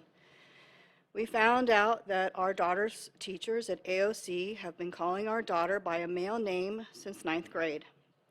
I'm here to ask you to help me partner with the school to do what's best for my daughter. My daughter's in 10th grade now, but at the beginning of school last year in 9th grade, her mental well-being suffered, like many teens coming back from school from the lockdowns. She was like all kids who spent the pandemic lockdown with too much time online, who now think they are trans. I believe we're experiencing a social contagion. My daughter is unique in that she doesn't ask us at home to call her by this other name or pronoun. When she's home and off from school, she's more herself. The perfect example is when we were on winter break, and she was more her old self, but when she is at school, she's not. When we found out what was going on, we requested a meeting with the school principal, Juliet Fine, who has denied meeting with us twice now, once at the beginning of the school year and just last week.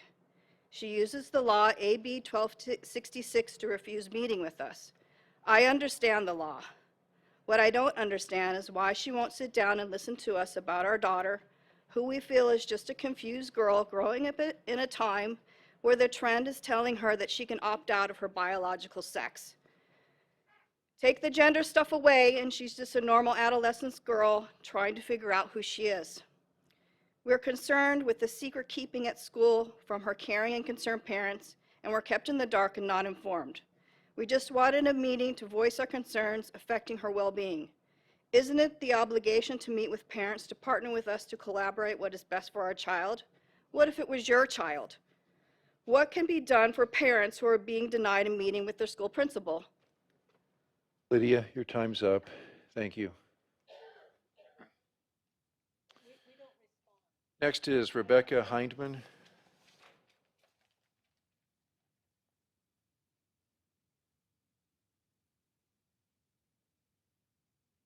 Good evening, Board.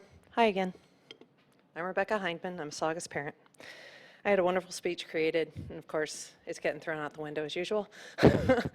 In the last 4 years, I've watched this board have to handle arguments about flags, masks, school shootings, safety, etc. And in that time, I've come and discussed many other subjects with you that need to be addressed with our students, their education, their needs, their inclusion. My youngest had a brilliant idea this evening. And after hearing everybody, I was like, I need to share this. Not my little gobbledygook about, yes, we need to expand our education. And yes, we need to pay our teachers more. And we need to have more educational opportunities so everyone can learn a skill, like even basic math, so that they can go into manufacturing. My daughter turned to me and she goes, Mom, I know that we're going to have to do ethnic studies, and I'm really excited for that because I have classmates that really could learn a thing or two. She goes, but couldn't we have an ethics class? Just a one-semester thing, kind of like government and econ. And I'm like, ooh, that could be fun. So I'm presenting that to you tonight as something maybe to think about, that maybe we need to put ethics into our curriculum somewhere. With that, it is hand in hand with the fact that our sophomores are now getting to go to the Museum of Tolerance. Very excited for that. My sophomore turned to me and says, good, some of my classmates could use an education. Because many of her classmates do not understand that the Holocaust is real, that swastikas are not okay. There's a lot of education to be learned out there. Thank you for listening to me. Have a good night. Thank you. Next is Glenda. And after Glenda is Rick Hindman and then Diane Zimmerman.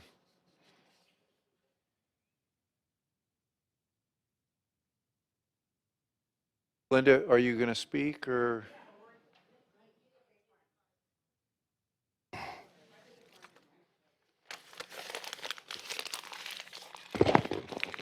2019 fatal shooting occurs at Saugus High School. 2020, students were forced to do online classes. All school districts received their per diem per student funds. In order to receive these funds, Hart School District just made a decision to provide Chromebooks for every entire school. I'm sure many residents and parents were not aware of this. However, online courses did provide the parents the teaching of the CRT to their children. Let's move on. 21-22, on-campus learning begins. Saugus, again, will make nationwide news, showing Saugus strong.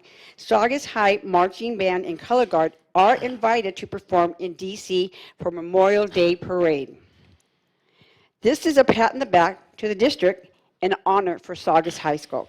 I understand that the district has a surplus of over $100,000 after employees received their prestigious promotions for superintendents, a larger salary, and more staff. Yet these families cannot get approximately $5,000 to $6,000 needed to get them to and from LAX. 108 people with all equipment for the band members. Take the flyaway. This is your suggestion? Let the already hugely overburdened parents pay for even more than we will already pay for. Your decision matters on this matters will be discussed on radio, in newspapers, and word of mouth. I sincerely hope you decide in favor of these kids and their families. Go Saugus High. Thank you, Glenda. Next is Rick Hindman, then Diane Zimmerman, and then Santa Rivera.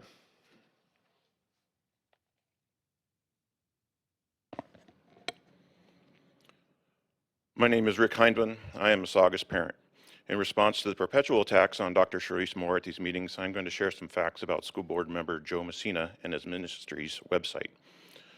Mr. Messina is not only a conservative radio talk show host, he is also a minister and runs the Joe Messina Ministries website, portraying himself as God's drill sergeant. On the Joe Messina Ministries website, Joe hosts an article titled Shape Up or Ship Out under the category God. The original author of the article is not credited. The article was not written by Mr. Messina, as it talks of the author's basic training at Fort Polk, Louisiana in 1964 during the Vietnam War. If we follow the link provided, we can read the full article and learn who the author really is. The full article on the Aggressive Christianity website, titled God's Boot Camp Part 1, was written by Colonel James Green in 1984. There is a lot to unpack in this article alone, and there are many more writings on the website. If we follow the home link, we can learn about the Aggressive Christianity Missions Training Corps, abbreviated ACMTC. On the ACMTC homepage, there is a celebration for the release of General Deborah Green from prison. So who exactly are James and Deborah Green, and what is the ACMTC? A quick internet search reveals the ACMTC, founded by General Jim and Deborah Green, now generals, is described as a militaristic Christian cult, one that is anti-Semitic and anti-LGBTQ. In an article from the Southern Poverty Law Center, they are characterized as equal opportunity haters. The SPLC categorizes the ACMTC as a hate group. According to Wikipedia, the ACMTC was originally founded in Sacramento as the Free Love Ministries. In 1988, all their buildings were seized, and they're losing a lawsuit for abusive treatment. In 2017, James Green was arrested. Time's up, Rick. Thank you. Could I ask the audience to please be respectful of whoever is speaking? Just please be respectful. Okay, next is Diane Zimmerman.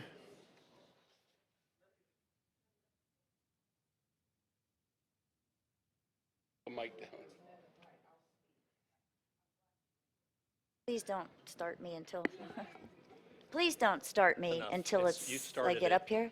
We're ready. Please restart it. Diane, go ahead. That's not fair. Okay. Glenda spoke, speaking to you regarding Sox band performing at Washington, D.C. Memorial Day Parade. You must be teasing them about the district not being able to pay for their transportation to and from LAX for this monumental achievement by these fabulous students. Your decision on this will make the news big time. I sincerely hope you take the good publicity route. On another note, and I hope I get enough time, parents and teachers, please write the title and author of this book down. Look into it and read it from cover to cover. It is based on facts gathered by its author over 30 years. The national and state teachers' unions have been the money and muscle behind the degradation of America's schools and culture since their inception back when I was a child. More and more teachers throughout the country are leaving their jobs and either teaching in private schools, home schools, or leaving the profession altogether. Unless you are far left, and if you are, please do not call yourselves Democrats, or far right, please don't call yourself Republicans. Once you read this book, your suspicions regarding teachers' unions will be confirmed. If you were not suspicious, you will be more than just suspicious. This book details a way out of teachers' unions without adversely affecting your benefits, salary, and most of your values. The book is titled Standing Up to Goliath by Rebecca Friedrichs, Friedrichs. Pops up readily on the internet when you type that in. Very inexpensive and easy to get. Thank God, a growing number of indoctrinated doctors, lawyers, teachers, students, parents, and all walks of life are waking up to this indoctrination and its profound intent of Diane? destroying all the United States was founded for. Please take a wake-up pill if you have not already realized what is going on. Unfortunately, a good number of the people Diane, you your have time's elected up, please.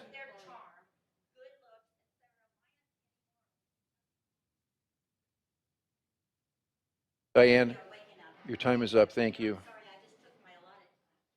Santa Rivera, and after Santa is Carrie and then Cindy.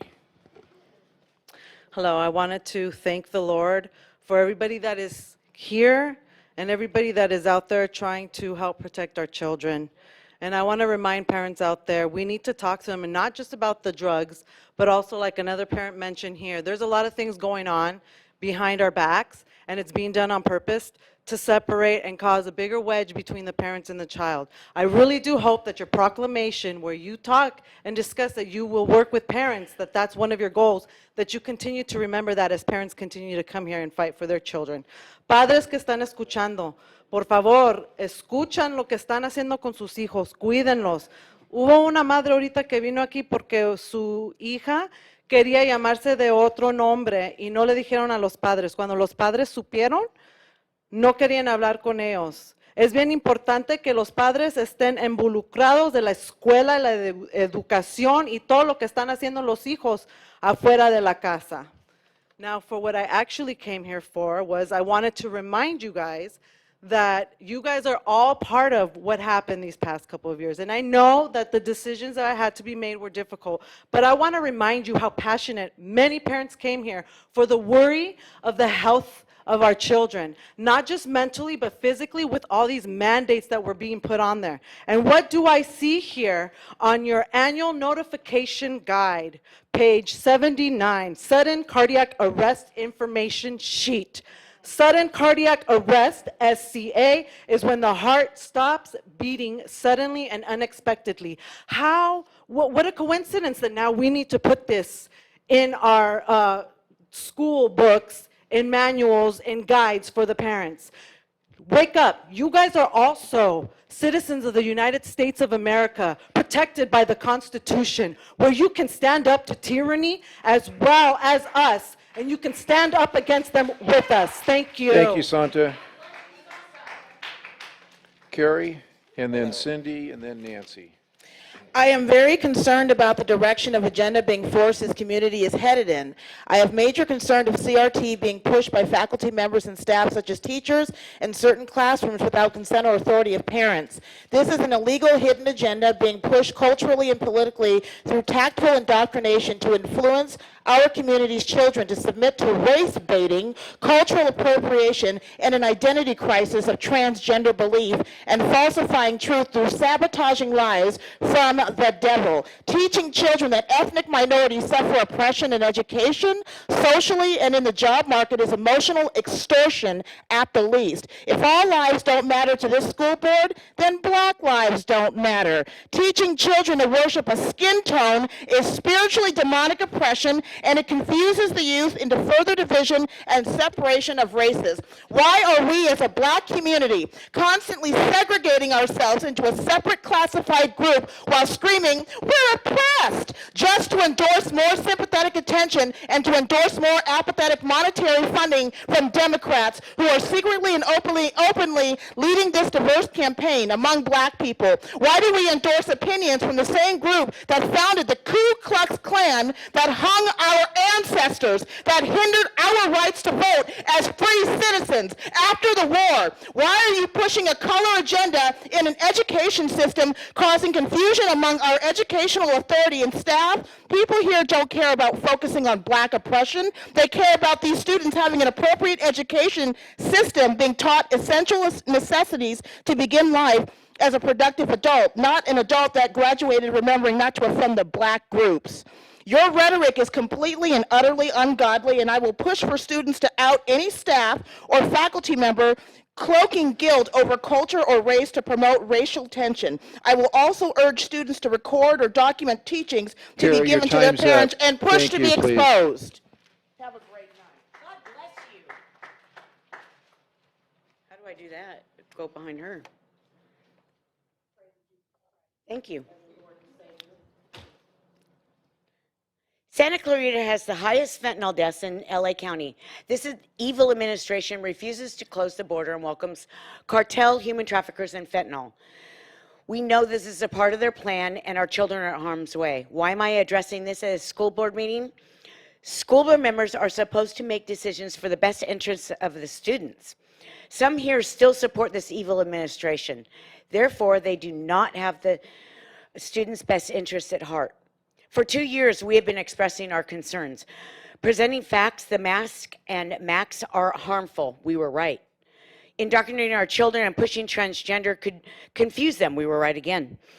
We were called racist when we showed our support of the law enforcement and looked down on when we spoke of God in prayer. Now we, the parents, have to do damage control while you people are patting yourselves on the backs. Our children are now confused, depressed, and lost and turning to drugs. I'm not afraid to stand up here and continue to hold this school board accountable, with the exception of Mr. Messina and Mr. Jensen. Let's stop teaching pronouns, race division, and everything else your hidden agenda is pushing. Let's get back to real education, the Constitution, respect our country, and law enforcement.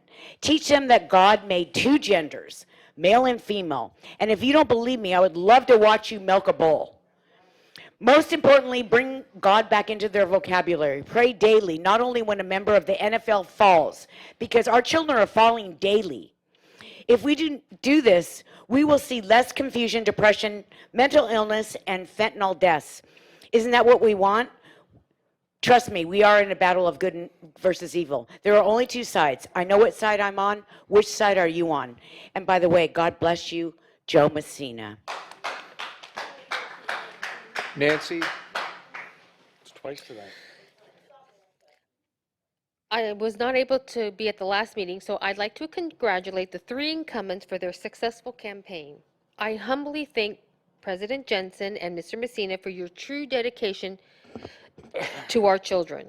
All 3 Hart incumbents were interviewed by the Hart District Teachers Association, and in their newsletter, The Voice, dated September 22nd, 2022, Volume 74, Number 2, quote, HDTA takes endorsement very seriously. We need candidates who are friendly to HDTA because who sits on the board directly affects teacher pay and working conditions, end quote. Only 1 incumbent was endorsed by HDTA. President Jensen and Mr. Messina, HDTA did not endorse either one of you. This confirms that both of you truly care for our children, and you are not here for recognition, power, or prestige. President Jensen and Mr. Messina, I thank you for understanding your duties as elected officials who represent your constituents as opposed to a union with the sole function of representing a group of workers to collectively bargain with their employers. As stated in Romans 12:2, do not conform to the pattern of this world, but be transformed by the renewing of your mind, and then you will be able to test and approve what God's will is, his good, pleasing, and perfect will. Thank you again, and God bless America. Our last speaker is Dr. Akash.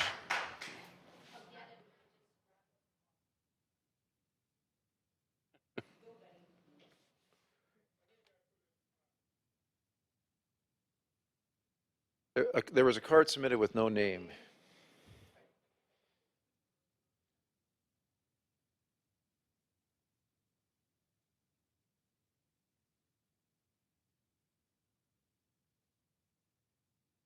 No name. Oh. Is this yours then? I don't know who it is that we're calling up.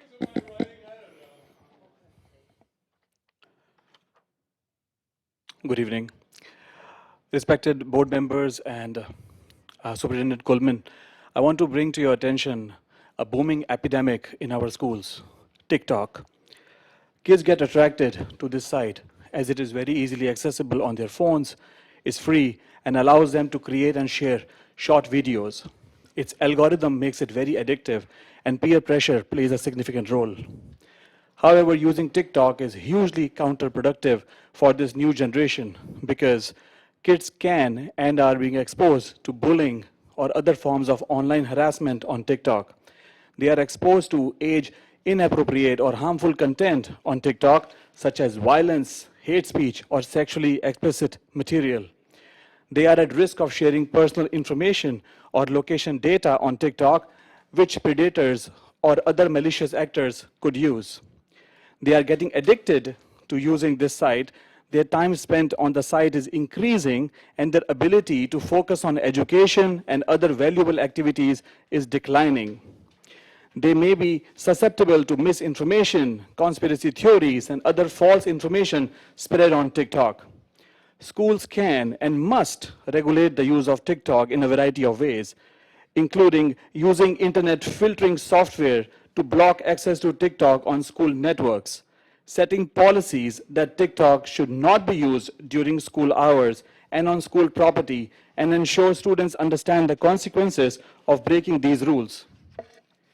Educating students of the potential dangers of TikTok, such as cyberbullying and sharing personal information, and encouraging them to use good alternative educational applications. I request and urge to put this on agenda for the next meeting. Thank you. Thank you. And we do have one last speaker card. It is Steve Petzold. I recognize your handwriting from your previous one.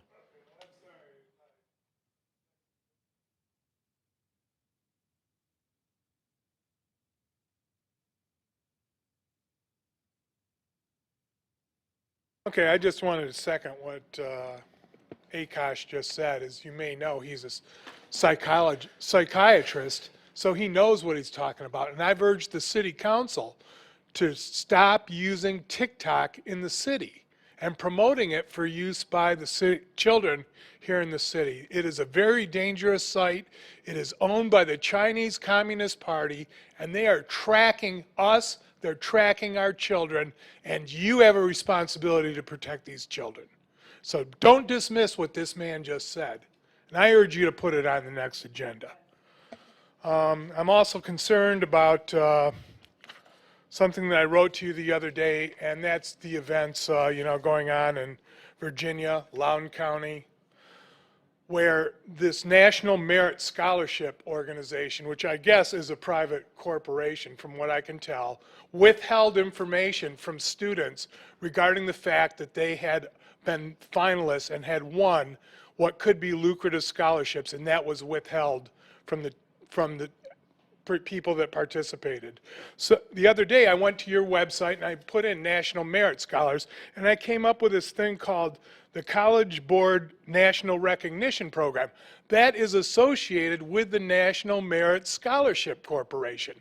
And what you did is you published a list of students that had got a commemorative recognition, and it was based on race. And you excluded Asian students, and you excluded white students. I haven't had time to find out whether you have a contract with these people, but that is in violation of Prop 209, which prohibits discrimination and preferential purpose based on race. And it is unacceptable to me to be publishing lists of people based on their race. Steve, your time's up. Thank you. Thank you. Just wanted to clarify, if I may, just on that one piece. Mr. Petzold, did you get the email that I sent in response? Okay, just to clarify for the group, we didn't exclude. And then I went and I got hold on a this. sec, actually. I understand. I'm not arguing with you. I'm just clarifying, actually. The National Merit Scholars are something that that all students are made aware of on an annual basis. In fact, this last year we had every single member of that earned National Merit Scholar finalists. They came actually here before the board. They were recognized by the board. The list that was generated by us was a list that was generated by this institution where they actually identify certain subgroups of students for special recognition. So we also recognized them by sharing that recognition on our school board. So there was no exclusion there, actually. In fact, we were making a point of making sure that everybody that received recognition was honored. So thank you. Thank you, Mike, for clarifying that. Okay, we're going to move on with our information items. We have 3 of them. The first one is a staff wellness resources report. Dr. Colin Nielsen will provide this update and report for us. Colin, take it away. All right, thank you and good evening. We've had many school and district presentations at board meetings that speak to the wellness resources available to students, but I'm not sure that we've had a presentation based solely on what's out there for our staff. So tonight I'm sharing a presentation on the wellness resources available to our staff, many of which are at a reduced cost or in many cases completely free. First of all, everything I'm sharing tonight can be found on the Hart District website on the staff tab under wellness. And I'll just click on this to show you where that might be on our page there. So all of this is right there.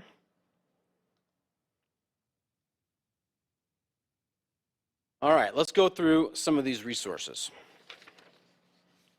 We'll get started with the UCLA Stand for All program. This program provides free online lessons to teach participants skills for self-management of low mood and anxiety. Participants have the option of supplementing these lessons with remote coaching support. Next is the Active and Fit Exercise program for Anthem and Kaiser members, which is very appropriate for the current season of New Year's resolutions.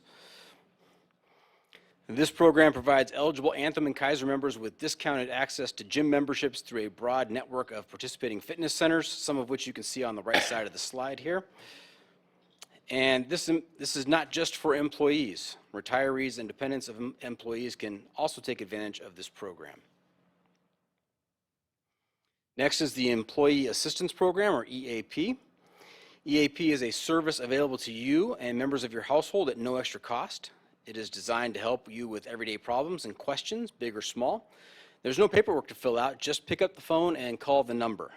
Help is available 24 hours a day, every day. You can talk to somebody about workplace safety, child and elder care resources, tobacco, cessation, grief and loss, family health, home improvement, addiction and recovery, and dealing with identity theft.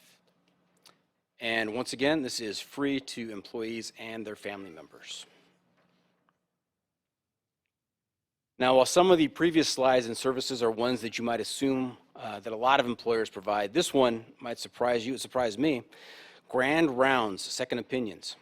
So employees can get second opinions on a diagnosis or have their questions answered about complex medical conditions. This provides free access to the top 0.1% of doctors in the world. You can have your questions answered about your diagnosis, medical conditions, upcoming surgeries, medications and treatment plans, and general medical questions. And in continuing in the medical vein, see what I did there? Medical vein. We also have MD Live. With MD Live, you can visit with a doctor 24/7 from your home, office, or on the go. Their network of board-certified doctors is available by phone or secure video to assist with non-emergency medical conditions. It's just a $5 copay if you are in a PPO or with Anthem HMO. Want a little yoga in your life? With Breathe for Change, our employees can explore free wellness webinars and discounted rates for restorative yoga for educators. And there's also a great resource for educators provided by Los Angeles County.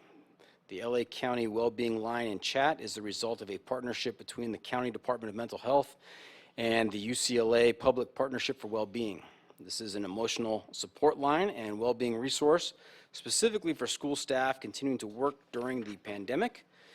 This line provides emotional support related to COVID-19 stressors, assistance navigating mental health services, and referrals to grief and bereavement resources, and the opportunity to process the well-being needs of their students. The UCLA Center for Excellence is another resource available to Hart District employees. The Center of Excellence provides trainings designed to improve community mental health and well-being, and this resource is online and in person with downloadable resources and self-guided courses available for a wide range of situations, including trauma and resilience, professional well-being, positive environments, and crisis response. And finally, we have an incredible array of local support resources. Be the Difference SCV is a comprehensive list of resources to access in relation to mental health and suicide, broken up into categories based on your personal situation. For example, there are categories of resources based on your gender, age. There's some for college students, for veterans, for people of color, for the LGBTQ community, and if you are struggling with addiction, homelessness, or if you are a victim of bullying, domestic violence, or sexual assault. And in the community supports resource page, there is information in both English and Spanish for crisis lines, non-emergency services, and access to counseling resources and in our community. And it is these are both comprehensive lists, a lot of information there. So those are just some of the resources available to our staff just for being a Hart District employee. Are there any questions I can answer for you? Any questions, board? Great information. I enjoyed studying it and looking at it and knowing that we are really working to take care of our employees the best that we can. So thank you very much, Dr. Nielsen. Thank you. Okay, next action, our information item is Career Technical Education / College and Career Readiness Department update. Dr. Carolyn Hoffman. Thank you so much for having me tonight. I really appreciate the time. I'm excited to share some highlights of what my department and teachers across the district have been doing to help support students in the area of career and college readiness.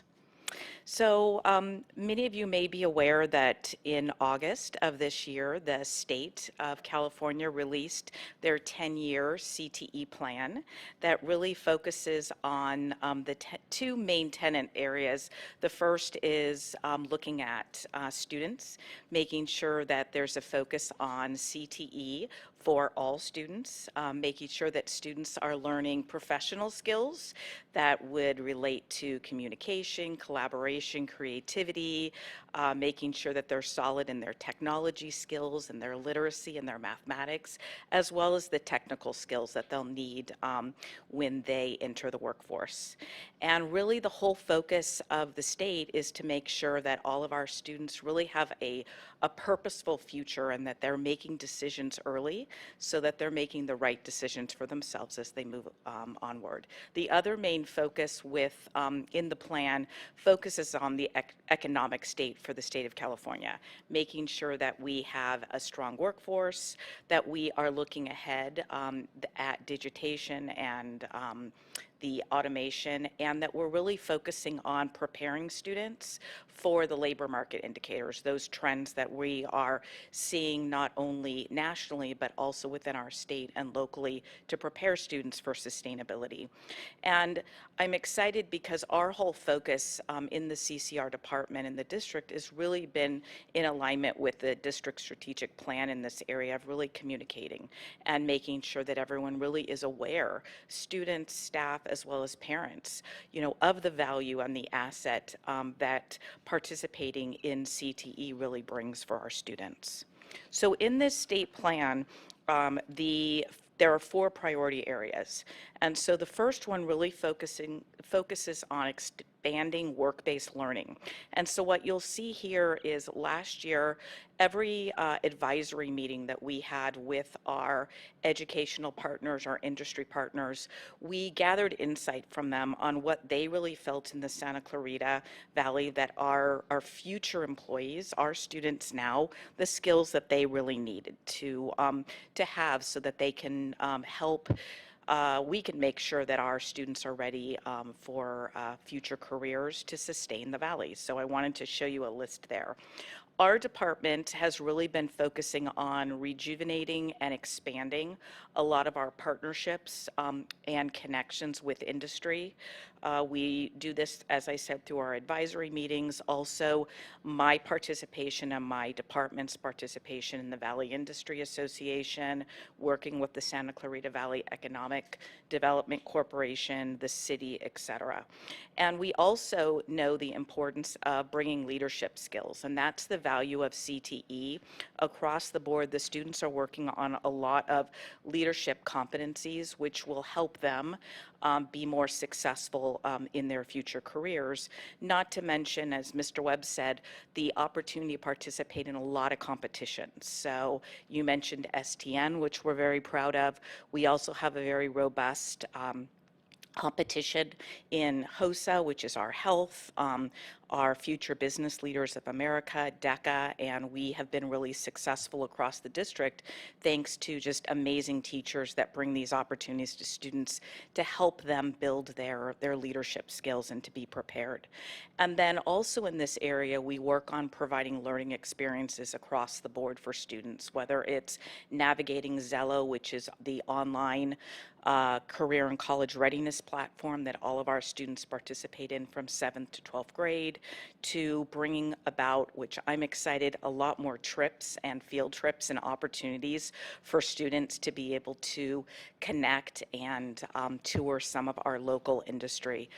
Just this fall, the students at Saugus High School had the opportunity to be one of the first student groups over at Woodward Industries, where they were able to see a lot of the current technology that's taking place in the defense industry. And then we also work on bringing out project-based learning and other opportunities for students, which is exciting to get them connected and to see the relevancy of what they're learning. Second priority goal is really increasing dual enrollment opportunities. And so when we speak of dual enrollment opportunities, we're speaking of early college.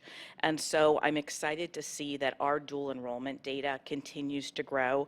You'll notice from when we started in spring of 19 just to the fall, we continue to grow with our participation rates. This past fall, 264 students across the district participated, and that's not including here Castaic High School. And Castaic High School has the ICANN program, which enables our students to take dual enrollment classes while they're also at Castaic taking their other classes. And I just ran the data, and there's just over 85 students that will be graduating in this first class at Castaic out of the 294 that will have participated in the ICANN program, and we see that just growing and growing, so it's exciting. We're really fortunate to have a great relationship with COC. I'm constantly working with lots of different deans and a lot of their administration. We have 6 articulated classes. We're constantly trying to build those because we know that there is a lot of value in students participating in an early college experience. The other thing that is really nice is our pathways that we have in the district lead into pathways in CTE that are at College of the Canyons, and that's a requirement within state legislation for us to continue to maintain our grant funding. Speaking of that, I'm really proud to say that this has been a year now. I'm in year 2, and so we have gone through all of our grant cycles, and we were able to obtain and secure the grants in the last round. Working with COC, we ended up getting the highest amount, $2 million for one of the Strong Workforce grants. So I'm really proud of that.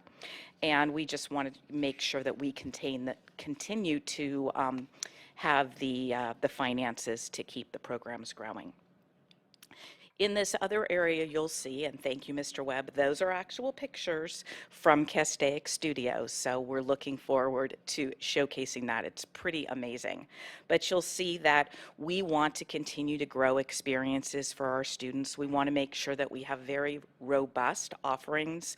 We want to always have the latest industry standard equipment. So that is part of my job, is making sure that we're writing strong grants, we're obtaining the money annually, we're working with our industry partners so that we're always bringing the latest technology into these classes.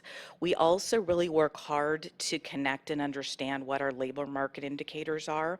So currently right now, although all industry sectors are important in California and there's a shortage of the workforce in all areas, really arts, media, and entertainment, our film industry is leading in Santa Clarita Valley, as well as healthcare, manufacturing, and aerospace, and so we work hard on that. I'm excited also, we're bringing a new pathway to the district in the fall that'll be through the early childhood education industry sector, and it'll be a human services program, which will enable students to learn about different careers that would be in social assistance. There's a 32% growth that's predicted just for Santa Clarita in the next 5 years of needing more and more employers in that area. Plus, I know in the human services, they'll learn a lot about education, which is another way for us to be able to recruit new teachers. So again, we're in really strong compliance with all of the legislation. I'm excited. Our big project last year was making sure that we retitled consistent across the district in all 26 of the different pathways. We did all new state coding, so everything is in alignment there. We continue to monitor our enrollment for where our students are and what courses they're taking. My department has grown this year, and so I've brought on 3 new counselors who are able to work with the counselors at the school sites to make sure that there is extra support out there to enroll students in CTE. Also, all teachers, all CTE teachers have the proper CTE credentialing, and we make sure that we continue to work on that and support them. And then in alignment also with the district plan for student learning and access and equity, we are always looking at data mining. And so this year, that's been a really big emphasis for us. It's really important when we're writing our grants to show data. And so you'll notice from where we were in 2021, 581 completers. For last spring, 652, so we've increased the number of completers.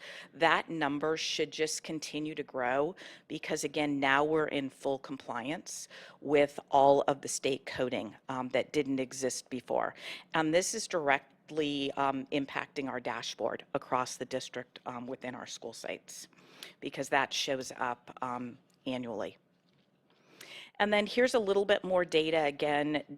Really, decision making is super important. And so we've been looking at CTE participation. These are the numbers from the fall.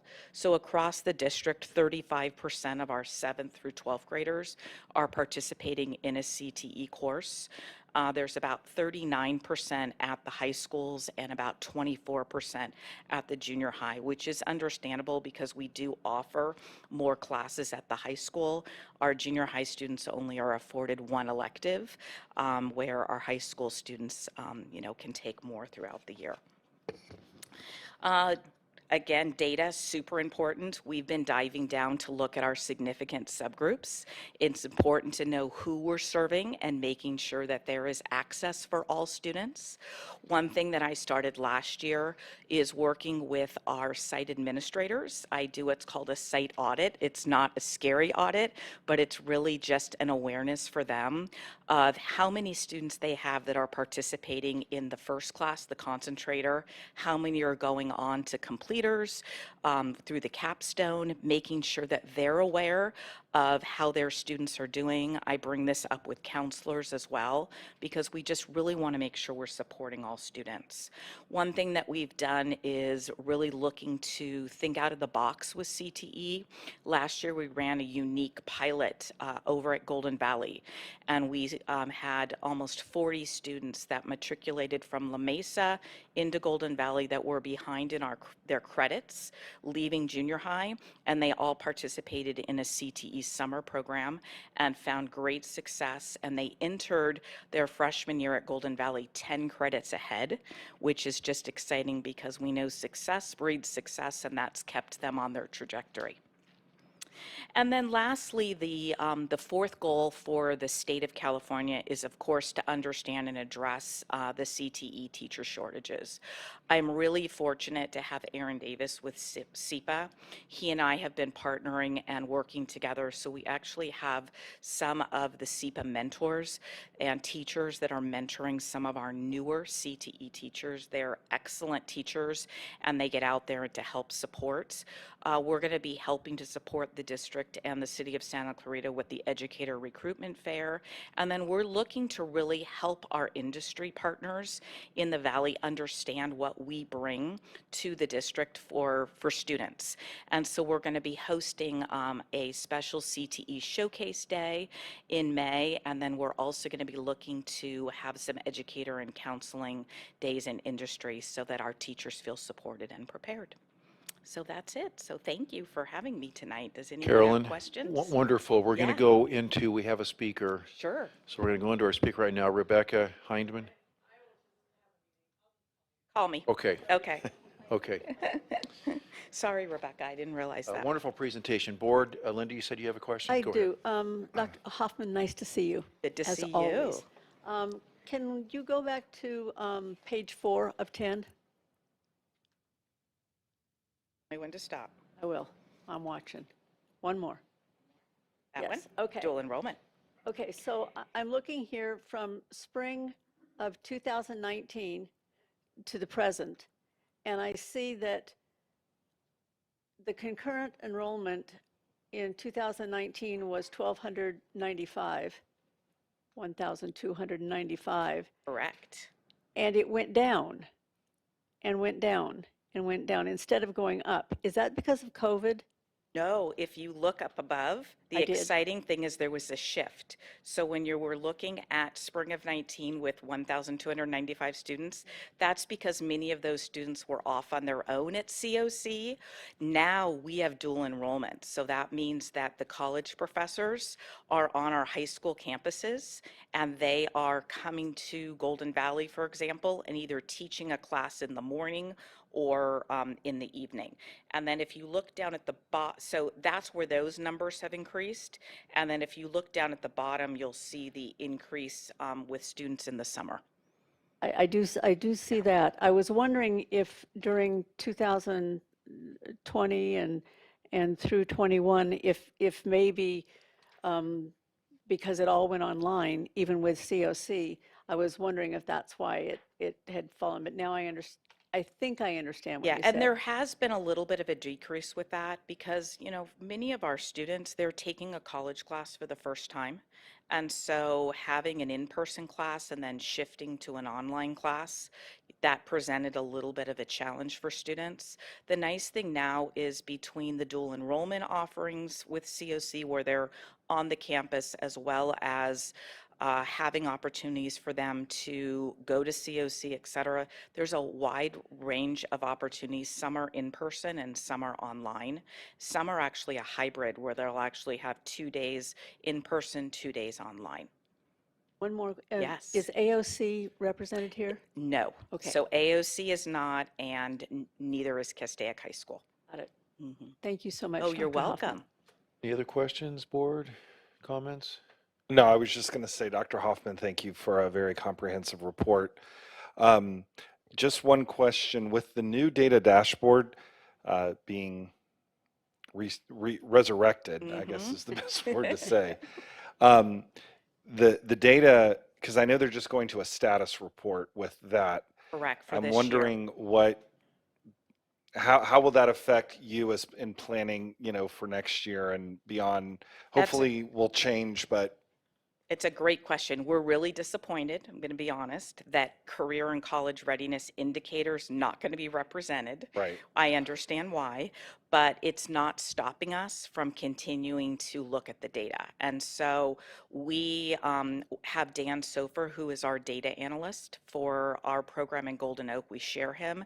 And so he's created a lot of algorithms to really help us dive deep into the data. And so even though we're not seeing that on the dashboard, we're still bringing it to our principals because we know that also drives their decisions that they need to make when Dr. Nilsson gives them their FTE allocations. It's also really important as well for them to look at when people are retiring to really work hard to recruit and replace CTE teachers so that we can keep that going. But then also it's made us a lot more aware of who's in our programs and what we need to do to serve them better and making sure that we're having the resources there. So in many of the grants that I've recently written, I have added in compensation so that when we have enough IAs or BIAs to help support, we can actually pay to hire them to be in those classes to make sure that the students find success. Also using some of that funding to do some unique summer school opportunities. As I mentioned, the one last summer, we're hoping to expand that with Hart High School, Canyon, and even looking at doing something with special ed. The other thing that we're trying to do is switch a little bit of the mindset in the junior high for our Achieve classes, which is that designated support class that our EL students take before they're reclassified. We're actually working to make that a CTE focused class where they'll have exploratory CTE, and then we're going to build in the literacy skills there so that they're already having the opportunity to explore CTE and expand it that way. That's great. And I was also excited to hear about what you have with education, especially with the new PK3 credential coming on board. Absolutely. Yes. We And have to grow that right. field. And then also opportunities, the state is looking at the importance of what we already have had with residency programs, but now they're looking at apprentice programs. So I Yes. think that's something we can also Mhm. bring in to increase our pipeline. But on a side note, I want to talk to you about agriculture. I think, no, I'm serious. I Oh, we really, talked about oh, that you did? today, Yeah, yeah. no, because I'd like us to look at that because I think that from what I've read, that's an area where we really could bring a lot of students up to, especially with the new ways of being eco-friendly and, you know, keeping agriculture here and not having to Absolutely. rely on, you know, other means for our food and other items.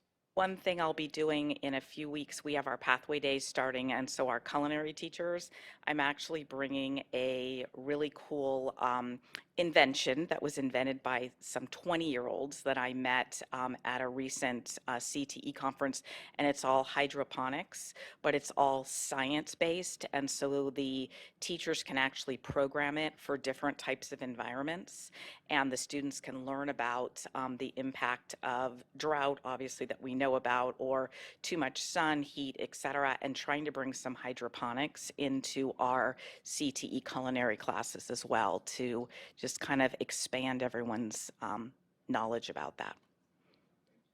Joe, did you have a comment, or are you Oh, good? yeah, I got a few. No, I'm not good, so. Okay, just one Um, comment. Well, Dr. Hoffman and I spent some time together today, Castaic, and what I did was I brought in people from the EDC, the Economic Development Committee here in town, and they are excited to get involved with us. You know, it needed to be re-energized. We haven't done that in quite some time. And some of the conversation going on around the table was great because they're talking about bringing their people in to help out. They want a day where the teachers actually go out to the businesses to find out what it is the businesses need, what these companies need, and what kind of students we should be putting out in those areas as well, right? We talked about re-energizing career tech ed. And one of the comments that was made, which I thought was great, is we need to stop going over the hill. We need to keep it local.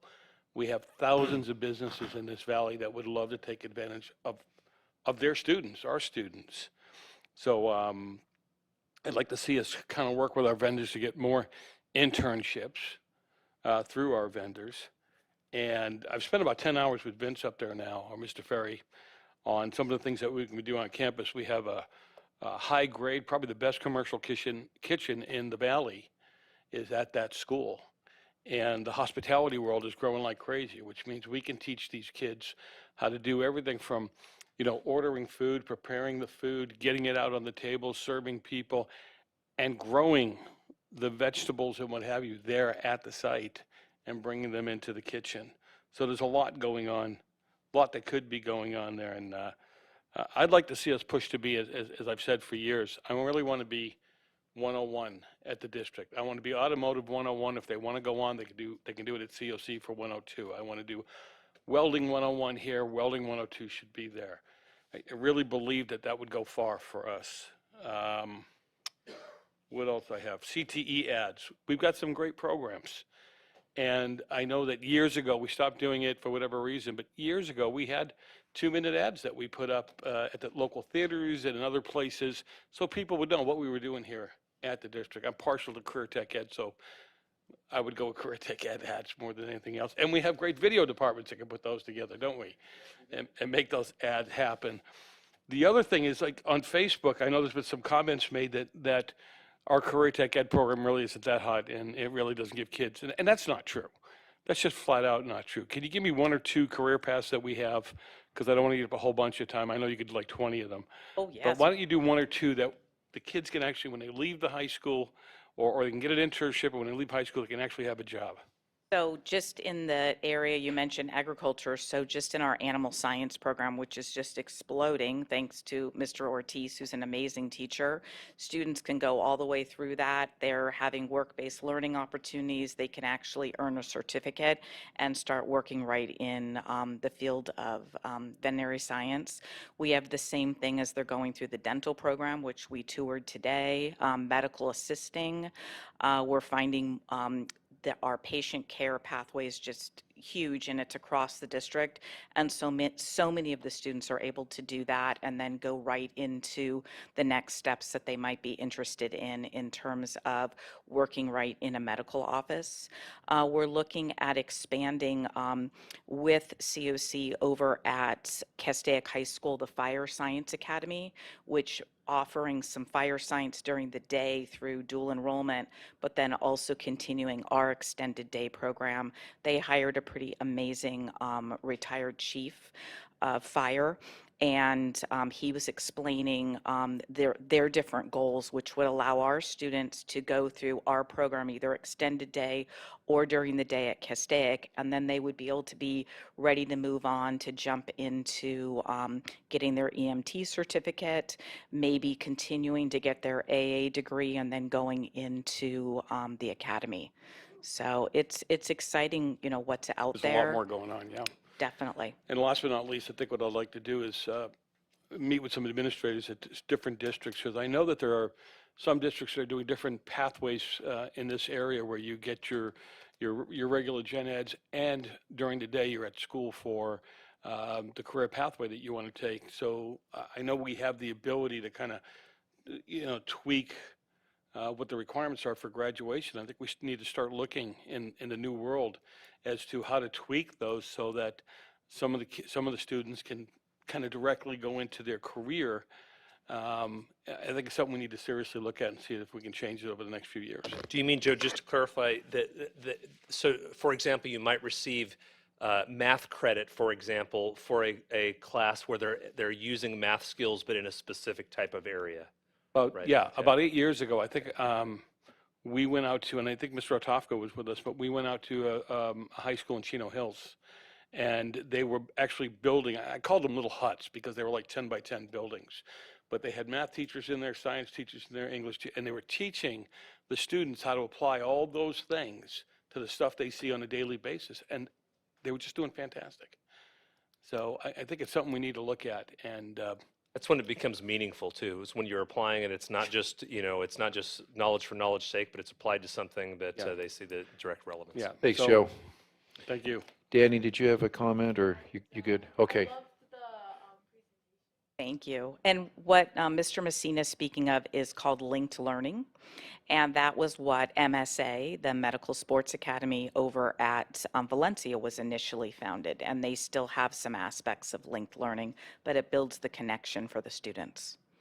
Dr. Hoffman, thank you very much. Great presentation. We Thank very you. much enjoyed it, and keep up the good work. Thank you so much. Thank you, everyone. We're going to move on to our third information item.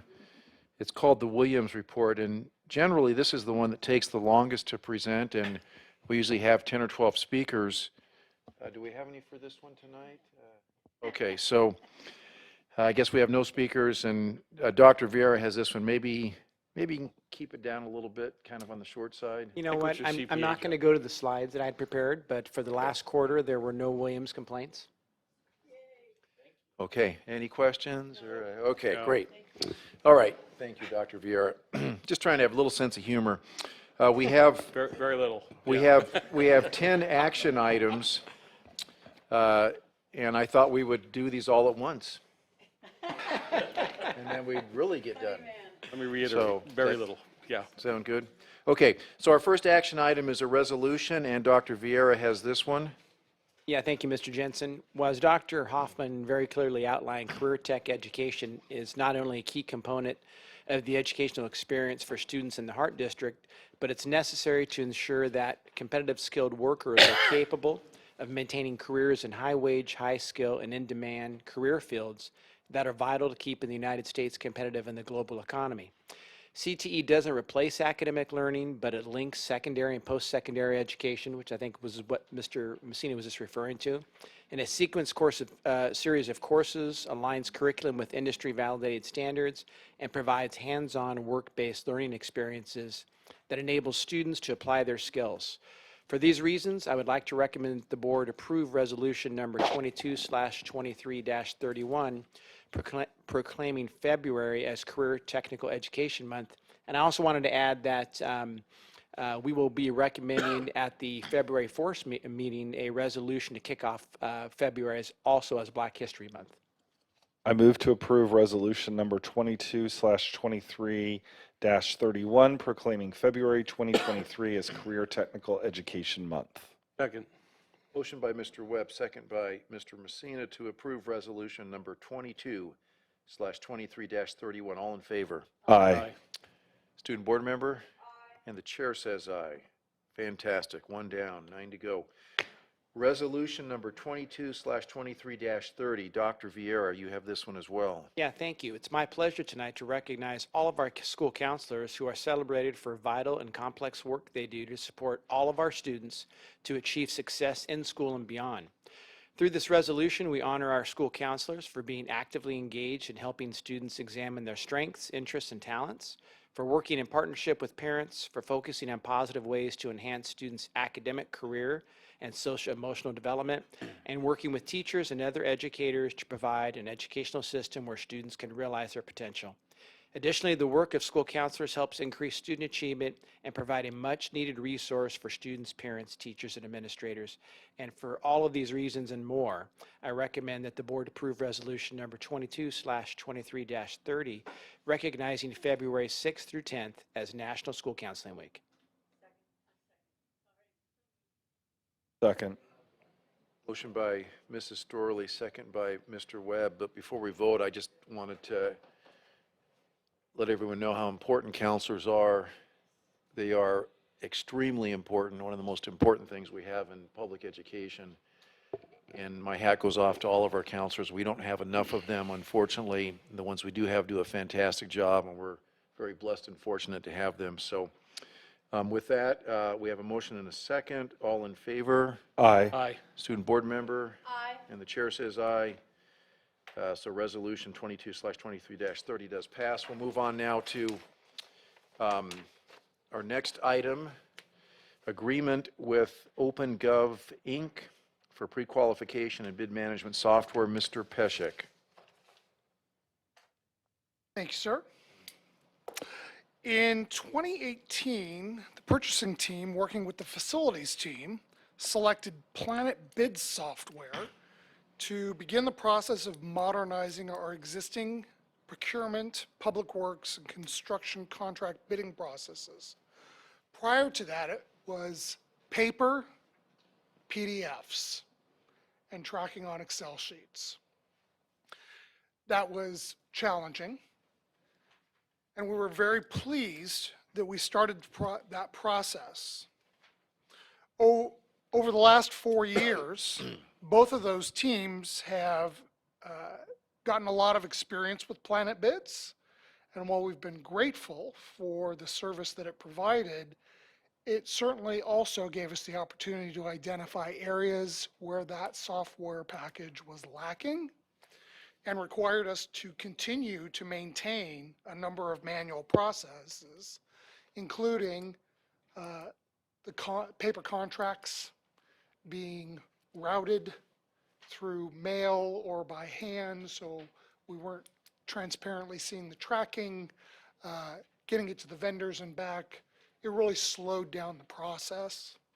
There are other issues associated with that software package, including it only allowed us 3 logins. Well, just maintaining insurance policy documents, we have over 30 users district-wide. So we're still maintaining that on a Google form. One of the other challenges we found was we struggled sometimes to get enough vendors, or what we felt was an appropriate amount of vendors. The current software requires vendors to register in advance and pay an annual fee to be a vendor. So that kind of precludes, if somebody's got to pay to bid on one of our projects, sometimes could be limiting in the number of vendors. We're recommending moving over to OpenGov. OpenGov works exclusively with government agencies. It has over 1,100 government and municipal agencies currently using their software suite. It is cloud-based, so folks can work with it at any time and from any place. Those manual processes that I just mentioned, incorporated into OpenGov. This is going to continue to move this streamlining forward in the contracting and bidding process for the district. Unlimited number of users, people at the school sites are going to have direct access, and they can monitor anything that's going through. It will also give us the capacity to expand this streamlined process to ASB contracts, and especially our special education team, who, as the board know, we do a lot of contracts every year. This is really going to help staff. It's going to help our vendors. We hope it's going to drive more vendors to the district, which helps us to have more competition and lower costs. So with that being said, oh, and one of the questions Dr. Moore asked, she's not here, but I did provide the information to her, how many specific school districts, and currently it's 40 that are using this. But the same principles apply to us that do to any government agency. One of the things we like about this is it's built by and for organizations like us. And with that, barring any questions, I would recommend that the board approve this contract. Mr. President, I have do you have a question? No, go ahead, go for it. Mr. Peshek, thank you for that information. Having been on the other side and using the system, one of the concerns that I have heard, and not with this, but in the past, has been that something can get clogged and then it doesn't advance, and things can get stuck. I know that there's still a human element here, because there has to be, but I'm wondering, what does this take away that will help our office managers and other people in the district with making requisitions or other types of things? Well, this isn't for requisitions. Oh. This is strictly, so this is going out for bid on contracts like Mr. Otavka. Okay. So this primarily, it's been used for big So these are big ticket items. Planet bids, but the new system will afford us the opportunity to apply it in other areas of the district. Okay. The improvements, the log jam. So with the paper process we have right now, we're never exactly sure where that document is at any given time. Oh, I sent that in the mail 3 days ago. It's still sitting in someone's inbox. Right. Just as with a couple of other systems we've implemented over the last 8 years, K-12 we implemented during COVID specifically. We can see where a document is at any time, and we see the history of when people touched it, read it, approved it, sent it somewhere else, things of that nature. It'll allow Mr. Otavka, anyone who is managing a contract process, to see where that is. And by having all these licenses, the people at the school sites now can monitor directly their project progress, whereas right now they have to send an email and wait for a reply, and we have to try and track. That was my case with Dr. Vieira. When he was my approver, So sometimes things would get hung up. Yeah, and these separate repositories of information, they're all going to be consolidated. So if Saugus works with a vendor, Valencia will see all that documentation in there, and they don't have to reduplicate it. Thank you. I appreciate that clarification. Thank you. I'm sorry. Lost in the inbox. Linda, did you have a comment? I think Mr. Messina was. No, I'm good. Okay. I'm good, I'm familiar.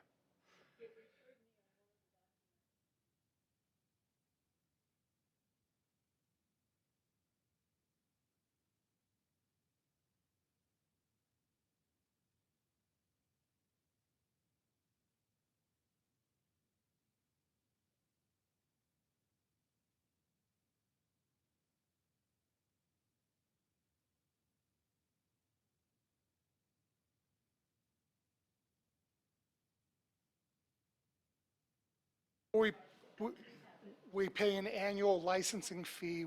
In this case, we're not actually purchasing hard software that goes on a computer, a disk or a download. This is going to be cloud-based. They will act as the host. Oh, I see what you're saying, yeah. Anyway, can you tell me what this is going to cost us? Yeah, first year is $57,570. Year two, $49,750. Year three, $52,238. Year four, $54,849. And year five, $57,591.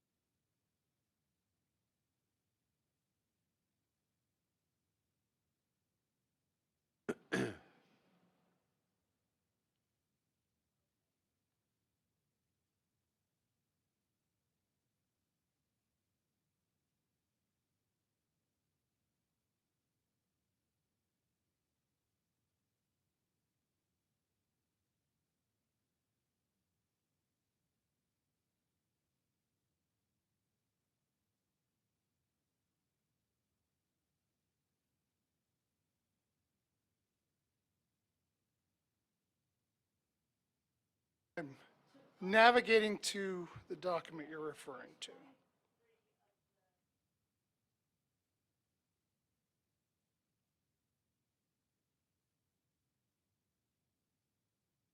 I think the issue is that we are getting the procurement portion of it, right, Ralph?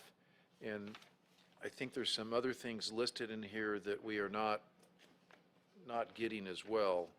When you get to page 24. I see that, yeah, I'm on page 24 and 25. 325. Is there an implementation fee?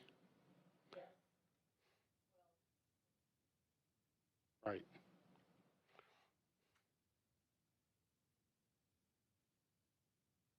Oh, Ms. Storley, there are two different proposals in that document. This document came directly from them. We are not taking the 325,967. We're just taking the one on page 23. We're taking the one on Yeah. 23, yes. That all ties out to your first page. Yes. So, It just didn't add up, so thank yeah. you. Yeah, no problem. Sorry, I had to find the document and then I had to find the page. Okay, this is an action item. Move to approve. Mr. Messina, you made the motion? Yes. Second by Mrs. Storley to approve the agreement with OpenGov, Inc. All in favor? Aye. Student board member?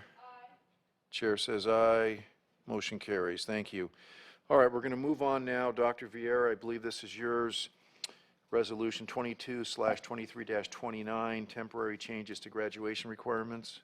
Yes, thanks.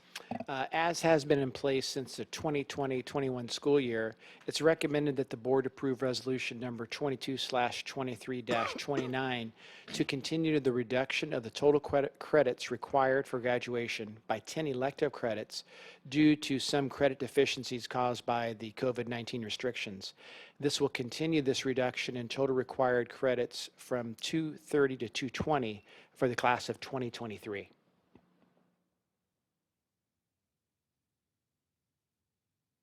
Dr. Vieira, I have a question. When I looked at the resolution, I'm noticing, we are, I believe, on track that the state of emergency will be lifted on February the 28th of 2023. You're optimistic. Well, that's what they're telling us at the state.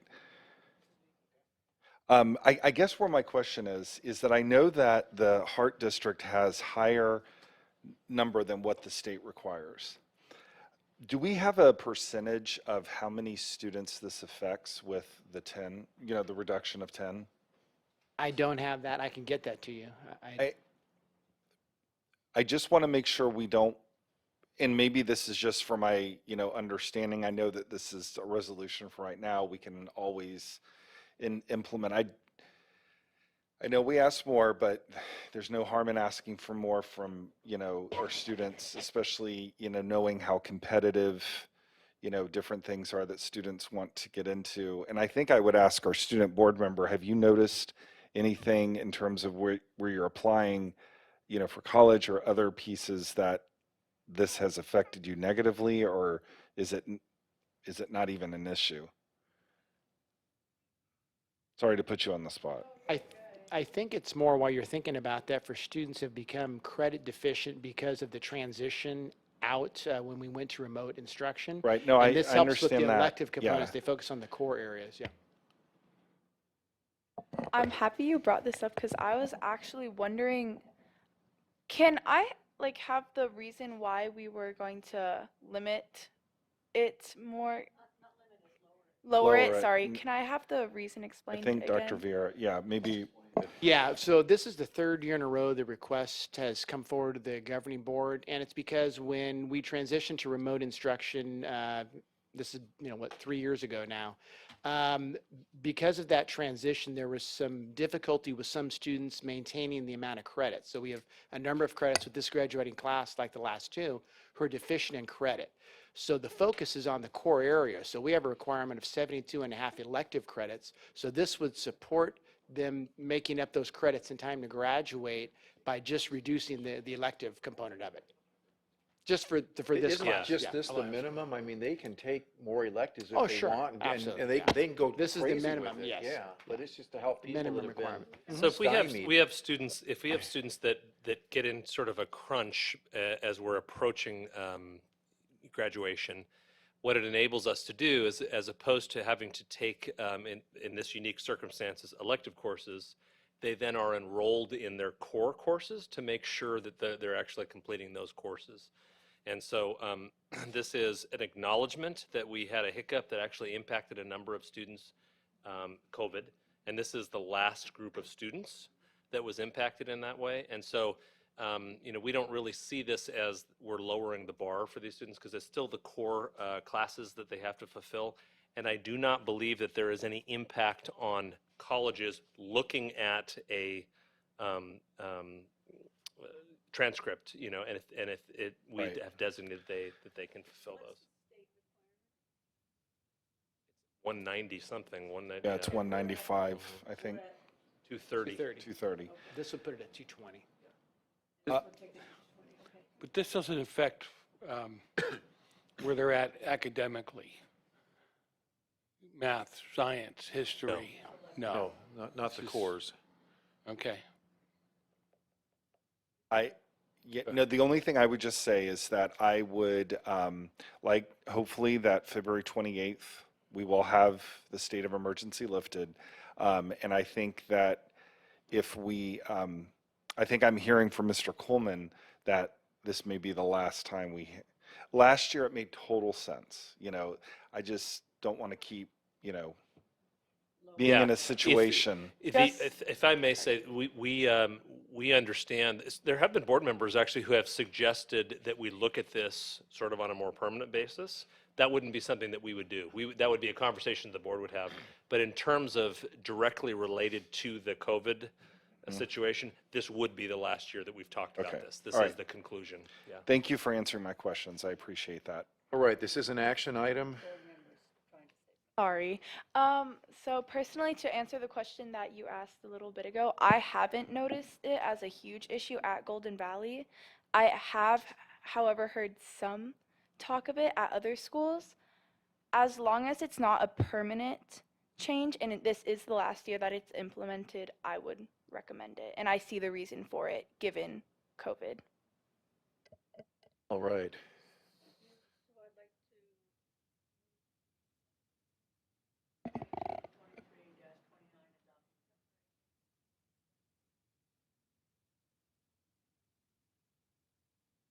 Second.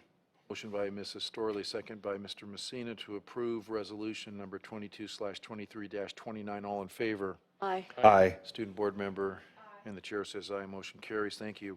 We're on to The next one, which is Custom Computer Specialist LLC, Custom Data, et cetera. Dr. Vieira. Yeah, thank you, Mr. Jensen. So tonight, we'd like to recommend that the board approve an agreement with Custom Computer Specialists for custom data visualization. That's hard at this time of night, software. But I want to give a little bit of background first. You see Mr. Carino coming up too. So last year, when we were going through the strategic planning process, a recurring theme kept coming up to support much of the work that was needed, and that's an easier use of student data. Specifically, in our strategic plan initiative 1.4, it states that we'll utilize technology effectively to promote student engagement and support learning. Also, throughout Focus Area 1, Student Learning and Instruction, we've identified the use of consistent and common standards-based instruction, common assessments, equitable grading practices, and also a multi-tiered system of support. As we know, Focus Area 3 is Access and Equity, which focuses on removing barriers through outreach and support. All of these require very specific student data that, through our Infinite Campus system, is difficult to retrieve. I know that tonight you saw some data from Carolyn in our CTE program, and she talked, I forget the word she used, but you have to be able to come up with different, Use algorithms. algorithms to actually pull this data. So it's very important to support this work. As a team, we reviewed various student data software systems that could support our efforts to easily pull the data to monitor student attendance, behavior, student achievement, both at the state and the local level. And if approved tonight, we would begin this integration process immediately and be able to start training administrators this spring and working our way through with teachers and counselors so they actually could pull data for their specific classroom. I asked John Carino, our Director of Technology, to come up, and he's going to walk us through a couple of slides of sample reports and templates, and then answer any technical question you might have. Sure. So these are attached to the board items, so we'll go through these pretty quick, but just wanted to show you a few of the templates that come with this software package. These templates that you're going to see are static on the display, but in reality, when people are using them, they'll be interactive. They can click on the different data elements and really drill down into the data to find what they're looking for. What else? There's also seamless integration with Infinite Campus on this product. So it's actually hosted by Infinite Campus. So they have access to all data elements in Infinite Campus through these dashboards. We can also create custom dashboards. So if there's something that the template library doesn't have, we can create it ourselves. So I know it might be a little hard to see up on the TV, but so this is general student demographics where it's showing, school of attendance, gender, whatnot, ethnicity. And so again, they can click on any of these bars and they can really drill down into the students that they're looking for. Next is a period attendance. So this is monthly view of attendance counts by periods and excuse types. Next is in the attendance summary, which is a denser view of period attendance counts over a range of time. There's also different grades analysis, so also by demographic, by grade level, department, course, teacher. So again, you can really drill down into this data very easily by just clicking on any of these graphs, and then you can extract that data if you want to manipulate that additionally. Let's see, this one is a posted grades failing analysis. So all of our schools run this, I believe, quarterly, looking for all the D's and F's to focus on those students to get them the additional supports they need. And then lastly, on the examples, this is an equity statistics dashboard. So this allows the users to build a custom cohort of students with common attributes and creates demographics comparison between that group and the general population of the school. So this will be very important in identifying some of those gaps. So again, I'm sorry, John. No, you're good.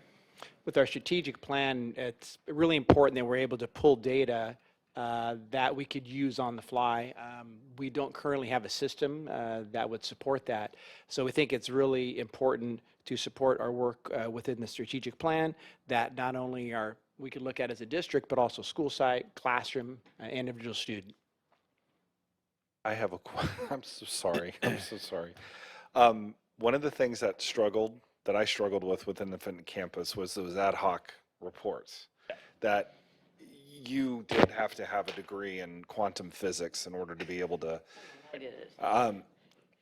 My question is, so I understand administrators would be trained. Would this also be something that teachers, if they wanted to pull data as well? Yes, absolutely. Okay, Yeah, that's- because that was really important. And then the other question that I have, John, is are you able to extract it, if you want to put it in a presentation? Because it's very color graphic heavy. So like if you print it out on a printer, it's going to be black and white, but it's not, like when you gave the excused and unexcused absences. Right. Yeah. That was like a kaleidoscope. Yeah, you could take snapshots of those and incorporate those into presentations if you wanted. Yeah. All right. Do you like it? Yeah. No, it'll be great. It's Unlike yeah, it'll be awesome. And John, should we pass it tonight? Yes. I understand you'll be staying here all night implementing. It was said that I as did soon as say it's me. passed. I have it on my calendar So- to do tomorrow with your approval, but You'll not be here tonight. overnight. Within today. 12 hours. Yeah. At least my questions are germane. Move to approve the agreement with Custom Computer Specialist LLC for custom data visualization software. Second. Motion by Mrs. Storley, second by Mr. Webb to approve the agreement with Custom Computer Specialist LLC. All in favor? Aye. Student board member? Aye. And the chair says aye. Thank you, Dr. Vieira and John. Mr. Otofka, you have the next 4 items. The first one is bid package for La Mesa Junior High fire alarm replacement. Good evening, President Jensen, members of the board. The first item is a change order. It's for bid package number LM 2203A. It's the La Mesa Junior High School fire replacement project. For the contractor was Apple Valley Communications. In this bid package, the contractor included an allowance of $50,000 to cover any unforeseen changes that might surface during the work. During the project, Apple Valley Communications was able to justify unforeseen changes totaling $31,224.63, which will be charged against the $50,000 project allowance. The remaining $18,775.37 will be returned as a credit to the district. Staff recommends approval of this change order. And you'll also notice in consent, you'll be approving Apple Valley Communications notice of completion. Approving that notice of completion will complete the closeout of this project. Are there any questions? Yes. What were those unforeseen issues? Things that were not included on plans, like rooms that didn't include enough devices, electronic devices, where they'd have to, in one case, there was an area where they had to go, actually that was a credit, where we were able to avoid going underground and going on an area that was on top of or on the bottom side of the solar panels to get from one area to another. But these are all areas that we go over with the construction manager. If the plans don't show something, or as they open up a wall, they see something that's different than they see on the plans, then, Well, that's why I then it's asked. justified. And do they do a walkthrough? Do we do walkthroughs on some of these jobs with vendors? Yes, we do. Did we do a walkthrough on this one? Yes, we did. Yeah, these are complex projects. You're talking about wires going through walls and ceilings and devices, and a very complete job is done. It's just that these are just complex jobs. And You Mike, know these, how I am with change orders. I'm always curious as to, how they come up with those numbers. And Well, and I think the other thing is La Mesa. I mean, we tend to think of that's a new school. I mean, even Golden Valley is 18 years old now. So, I mean. Yeah, that's 30 years old. Yeah, it's a 30-year-old building. So, I mean, there probably is going to be things that were unexpected. Right. Mike, these are happening throughout the project. It's not just at the end, it gets dumped on you. It's No. like as things No, occur. as they come up, they So get it was done on a addressed. timely basis. Yes, with the contractor. It's not like they keep it till the end and just spring it on us. oh, I know they're approved along the way. I mean, I get that part of it. I know that years ago, we talked about, software and getting plans scanned in and so that this may happen less. I don't know if we ever went through with that, but anyway. I mean, there's nothing, these are complex projects. They have, some of these projects have hundreds of sheets. It's a lot to coordinate. You're going to see some errors here and there, just like you would see in anything. Okay. All right. Action item. I move to approve the change order number 1 from Apple Valley Communication, Inc. for La Mesa Junior High School Fire Alarm Replacement Project. Second. Motion by Mrs. Storley, second by Mr. Webb to approve change order number 1 is stated. All in favor? Aye. Student board member? Chair says aye. Thank you. Mr. Otofka, you've got the next one, which is fee amendment number 5. Yes, for Sierra Vista Junior High School Multipurpose Building and Kitchen Modernization Project to HMC Architects. HMC's initial proposal to accommodate the kitchen's closure during the modernization, that has changed. We've changed direction on that. Initially, the concept was to prepare the food at another district food service facility and then deliver and store the pre-prepared food at Sierra Vista Junior High School for a short period before serving the food to students. After further discussion with the district's food service group, they requested that the district provide a temporary facility on site to prepare food on campus during the modernization work that was going on. So this direction will initially add work for both the architect and food service consultant and increase the overall project cost. However, the ability to prepare food on campus will enable the food service group to provide a fresher project to students. Staff recommends approval of this fee amendment. I have a question for Mr. Peshek. Our food now throughout the district is free to students? Yes, every student is entitled to a free breakfast and free lunch every day school is open. And those are all made on site? They are prepared on site except for Sequoia. Okay, okay. So, Which is made across the street at Bowman. yeah, I understand. Thank you. And this amount of money was for, we had thought one thing and then we changed our mind. Is that correct? Yes, after further thought, after further discussion, we determined that we'd get a fresher product if we were to provide food on site. It's more difficult, it's going to cost more, but it is what we need to do to prepare the food, making it fresher on site. I'm happy with that. I'd like to move that we approve fee amendment number 5 from HMC Architects for Sierra Vista Junior High School Multipurpose Building and Kitchen Modernization Project. Second. Motion by Mrs. Storley, second by Mr. Webb to approve fee amendment number 5 is stated. All in favor? Aye. Student board member? And the chair says aye. Thank you. Mr. Otofka, ratification of proposal for Sierra Vista. Yes, this is materials testing and conditions assessment program for Sierra Vista Junior High School Multipurpose Building Modernization and Kitchen Expansion Project. The Division of State Architect is requiring that the brick masonry and reinforcing steel that make up the structure of the existing multipurpose building be sampled and tested by a DSA-approved testing lab.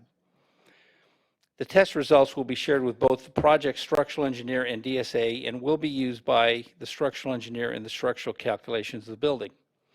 I just want to explain a little bit what this was. We actually had to cut pieces out of the building, pieces about that large and about that big, cut holes in the multipurpose room in 5 locations. Those pieces of the building go to a lab. They put it in a machine and they crush it to see what the compressive strength of that concrete is. DSA is concerned that the building that was done in 1964, that it was not under the current type of scrutiny that buildings are now. They need to know what the compressive strength of that concrete was then. And so that's what they've required that we're doing, that we have to do on that project. So the materials testing work, it has to be done, and we had to do it at a time when the students were not using the building. So that we had a window of time to do it, And we were going back and forth with the structural engineer and DSA for a number of months. Finally, it kind of came together right before winter break. So that's why we're taking this to you as a ratification. If you have any questions, just let me know. Any questions, board? Mike, what happens if they, if they come up and said, no, it doesn't meet our stress test? There's not much of a chance that it will. In fact, I talked, the rebar has to be tested also. For the concrete in masonry is tested for compressive strength, and the rebar is tested for tensile strength, meaning they pull it. I talked to a structural engineer, and he said that it's unlikely that it's likely that it will pass because the steel that it was in those buildings, put in those buildings in the 1960s, is much purer than the steel is now, because now that reinforcing bar is mixed with recycled metal. So it's not as pure as it used to be. So chances are that all of this is going to be fine. We just have to have it recorded. Okay, that's fair. Yeah. All right. Move to ratify Nino and More Materials Testing Services proposal for the Sierra Vista Junior High School multipurpose building and kitchen modernization project. Second. Motion by Mr. Webb, second by Mr. Messina to ratify the proposal of the materials testing as stated. All in favor? Aye. Student board member? Aye. And the chair says aye. Thank you, Mr. Otofka. One more to go. Fee amendment number 1, Valencia High School. Yes, due to a bid protest that required the district to reject all bids and rebid this project, additional time and effort were needed to rebid that project. Fonder Solari, the construction manager, who has been shepherding that whole process of bidding, they had to revise the bid timelines, phasing plans, schedules, worked with the rest of the team to do all of that work, and then to help us put this out to bid.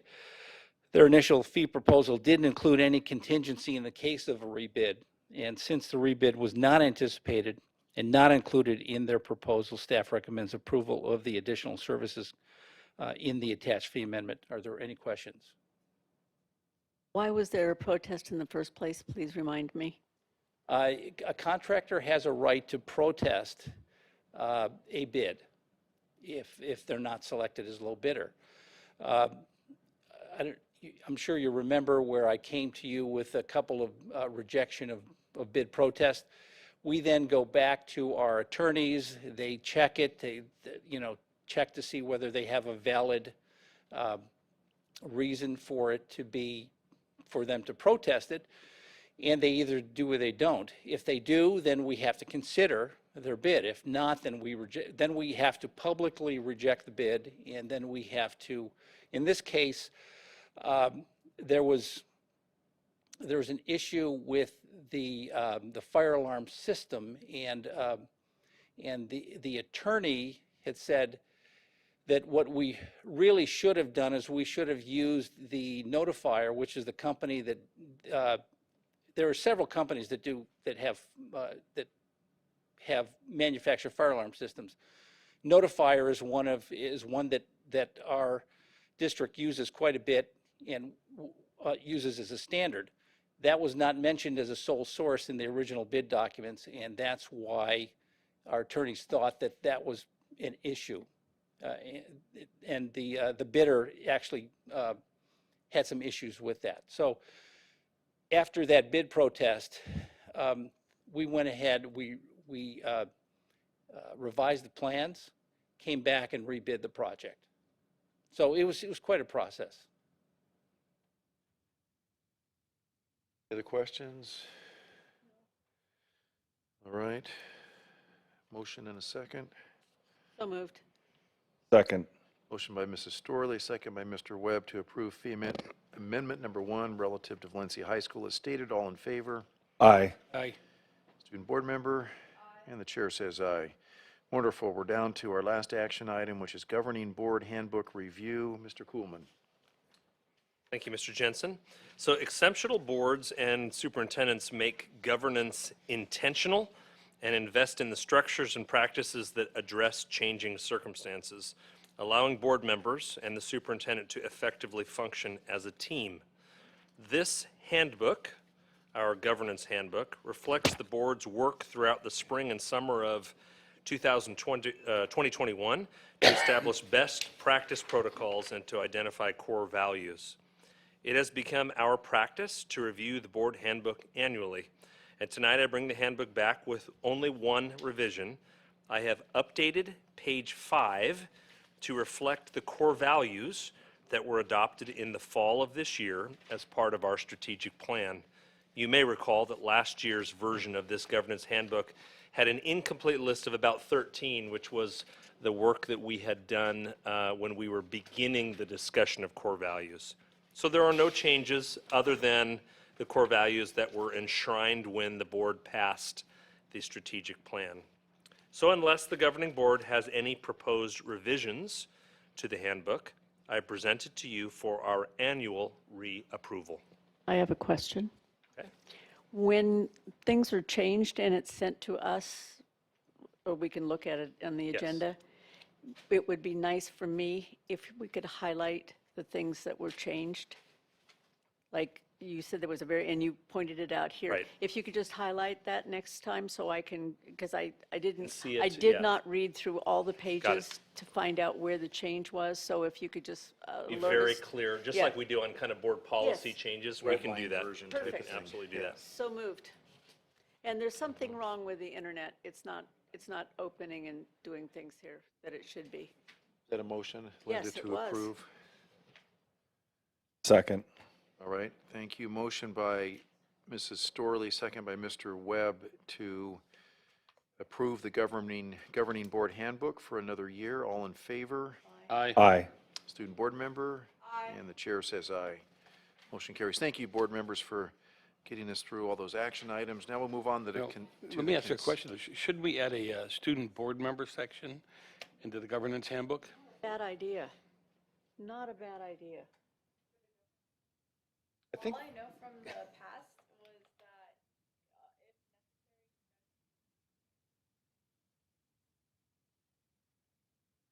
Put a little in Well, there about They her. would know what their Some responsibilities are. and guidelines what have you. to assist with, that's very helpful because as we have someone come in new, Yeah. okay, so Yeah, we we can do. work on that.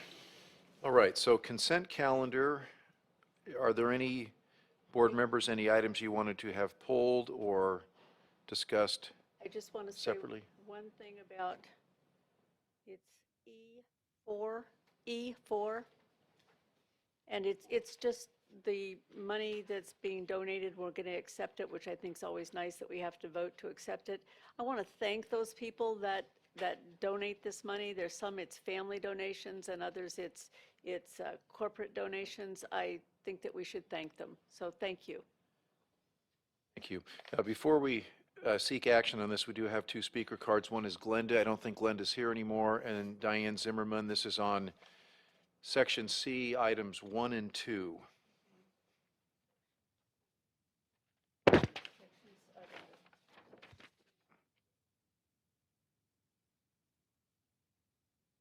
Debbie, can you? Okay, thank you. Hello. This will be really short. I'm not quite sure what you're going to be discussing on this tonight, except that there's out-of-state trips, all these trips, and overnight stays, and I just want you to reconsider the band and paying for their trip to LAX and back. That's all. That's it. Thank Just you. reconsider it. Thank you, Diane. Okay. Move we approve the consent calendar.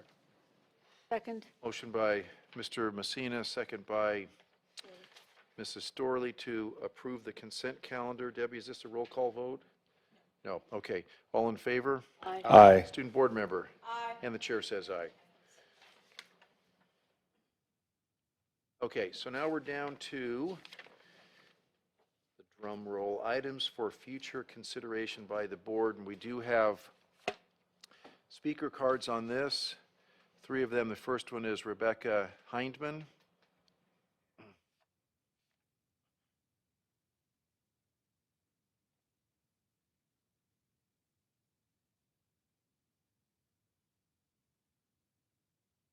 My name is Rebecca Hindman, and I'm a Saugus parent. I come to you tonight asking for an agenda item regarding an ethics clause for board members. There is no ethics clause. It's blank. It's been blank for years. We need an ethics clause because as of tonight, you were discussing the handbook. You have a member on your board currently who has actually gone against the handbook. It still has a current Facebook page that says governing board member as the title, not as my job description. Yes, there's a lovely little disclaimer, but on said Facebook page, he appears to be speaking for the whole board in which he is promoting a Christian militia group. This page needs to be taken down. It is against your rules. It is against the board, and it does not speak well or appear well for the board. Therefore, we do need an ethics clause. The other thing I would ask to have put in this ethics clause is not just behavior, your internet, your, persona, whatever, but that you don't profit off of the students in our district, that you don't recruit for your own personal charity or ministry or any other business that you run, that you recruit. If you're hiring employees, that's fine. But when you're recruiting people to profit your own pocket, that's not okay. The other thing I would like in the ethics clause is that board members that receive major donations from companies that are bidding, including there's one tonight on our list, that they refrain from voting and clearing that, because I do believe that is a conflict of interest. That is a pay to play. We really do need to update our ethics clause for the board, for the district, so that there is clarity, truth, and proper business being conducted. Thank you. Thank you. We have another speaker, Diane Zimmerman.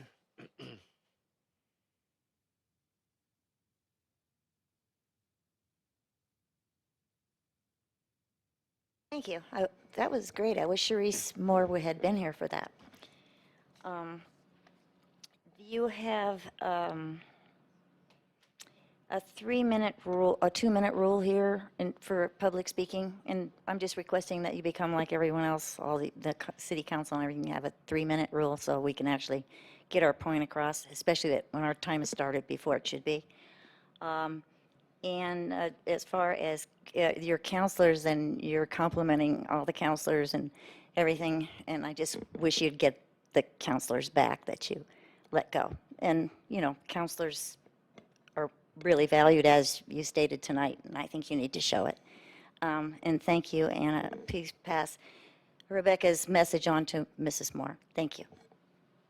Our next and last speaker is Santa Rivera.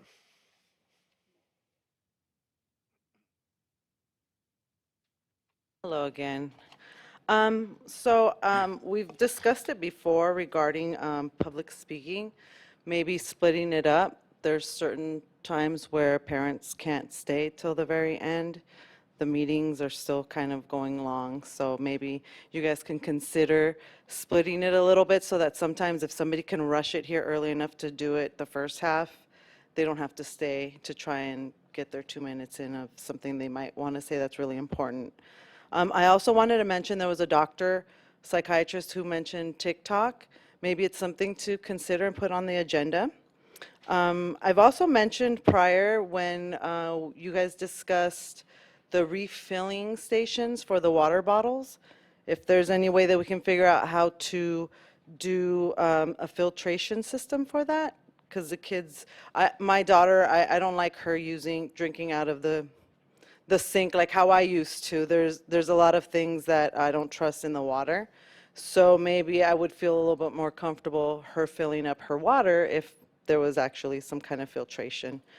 She doesn't drink from the faucet at home, so I wouldn't want her to be drinking faucet water at school.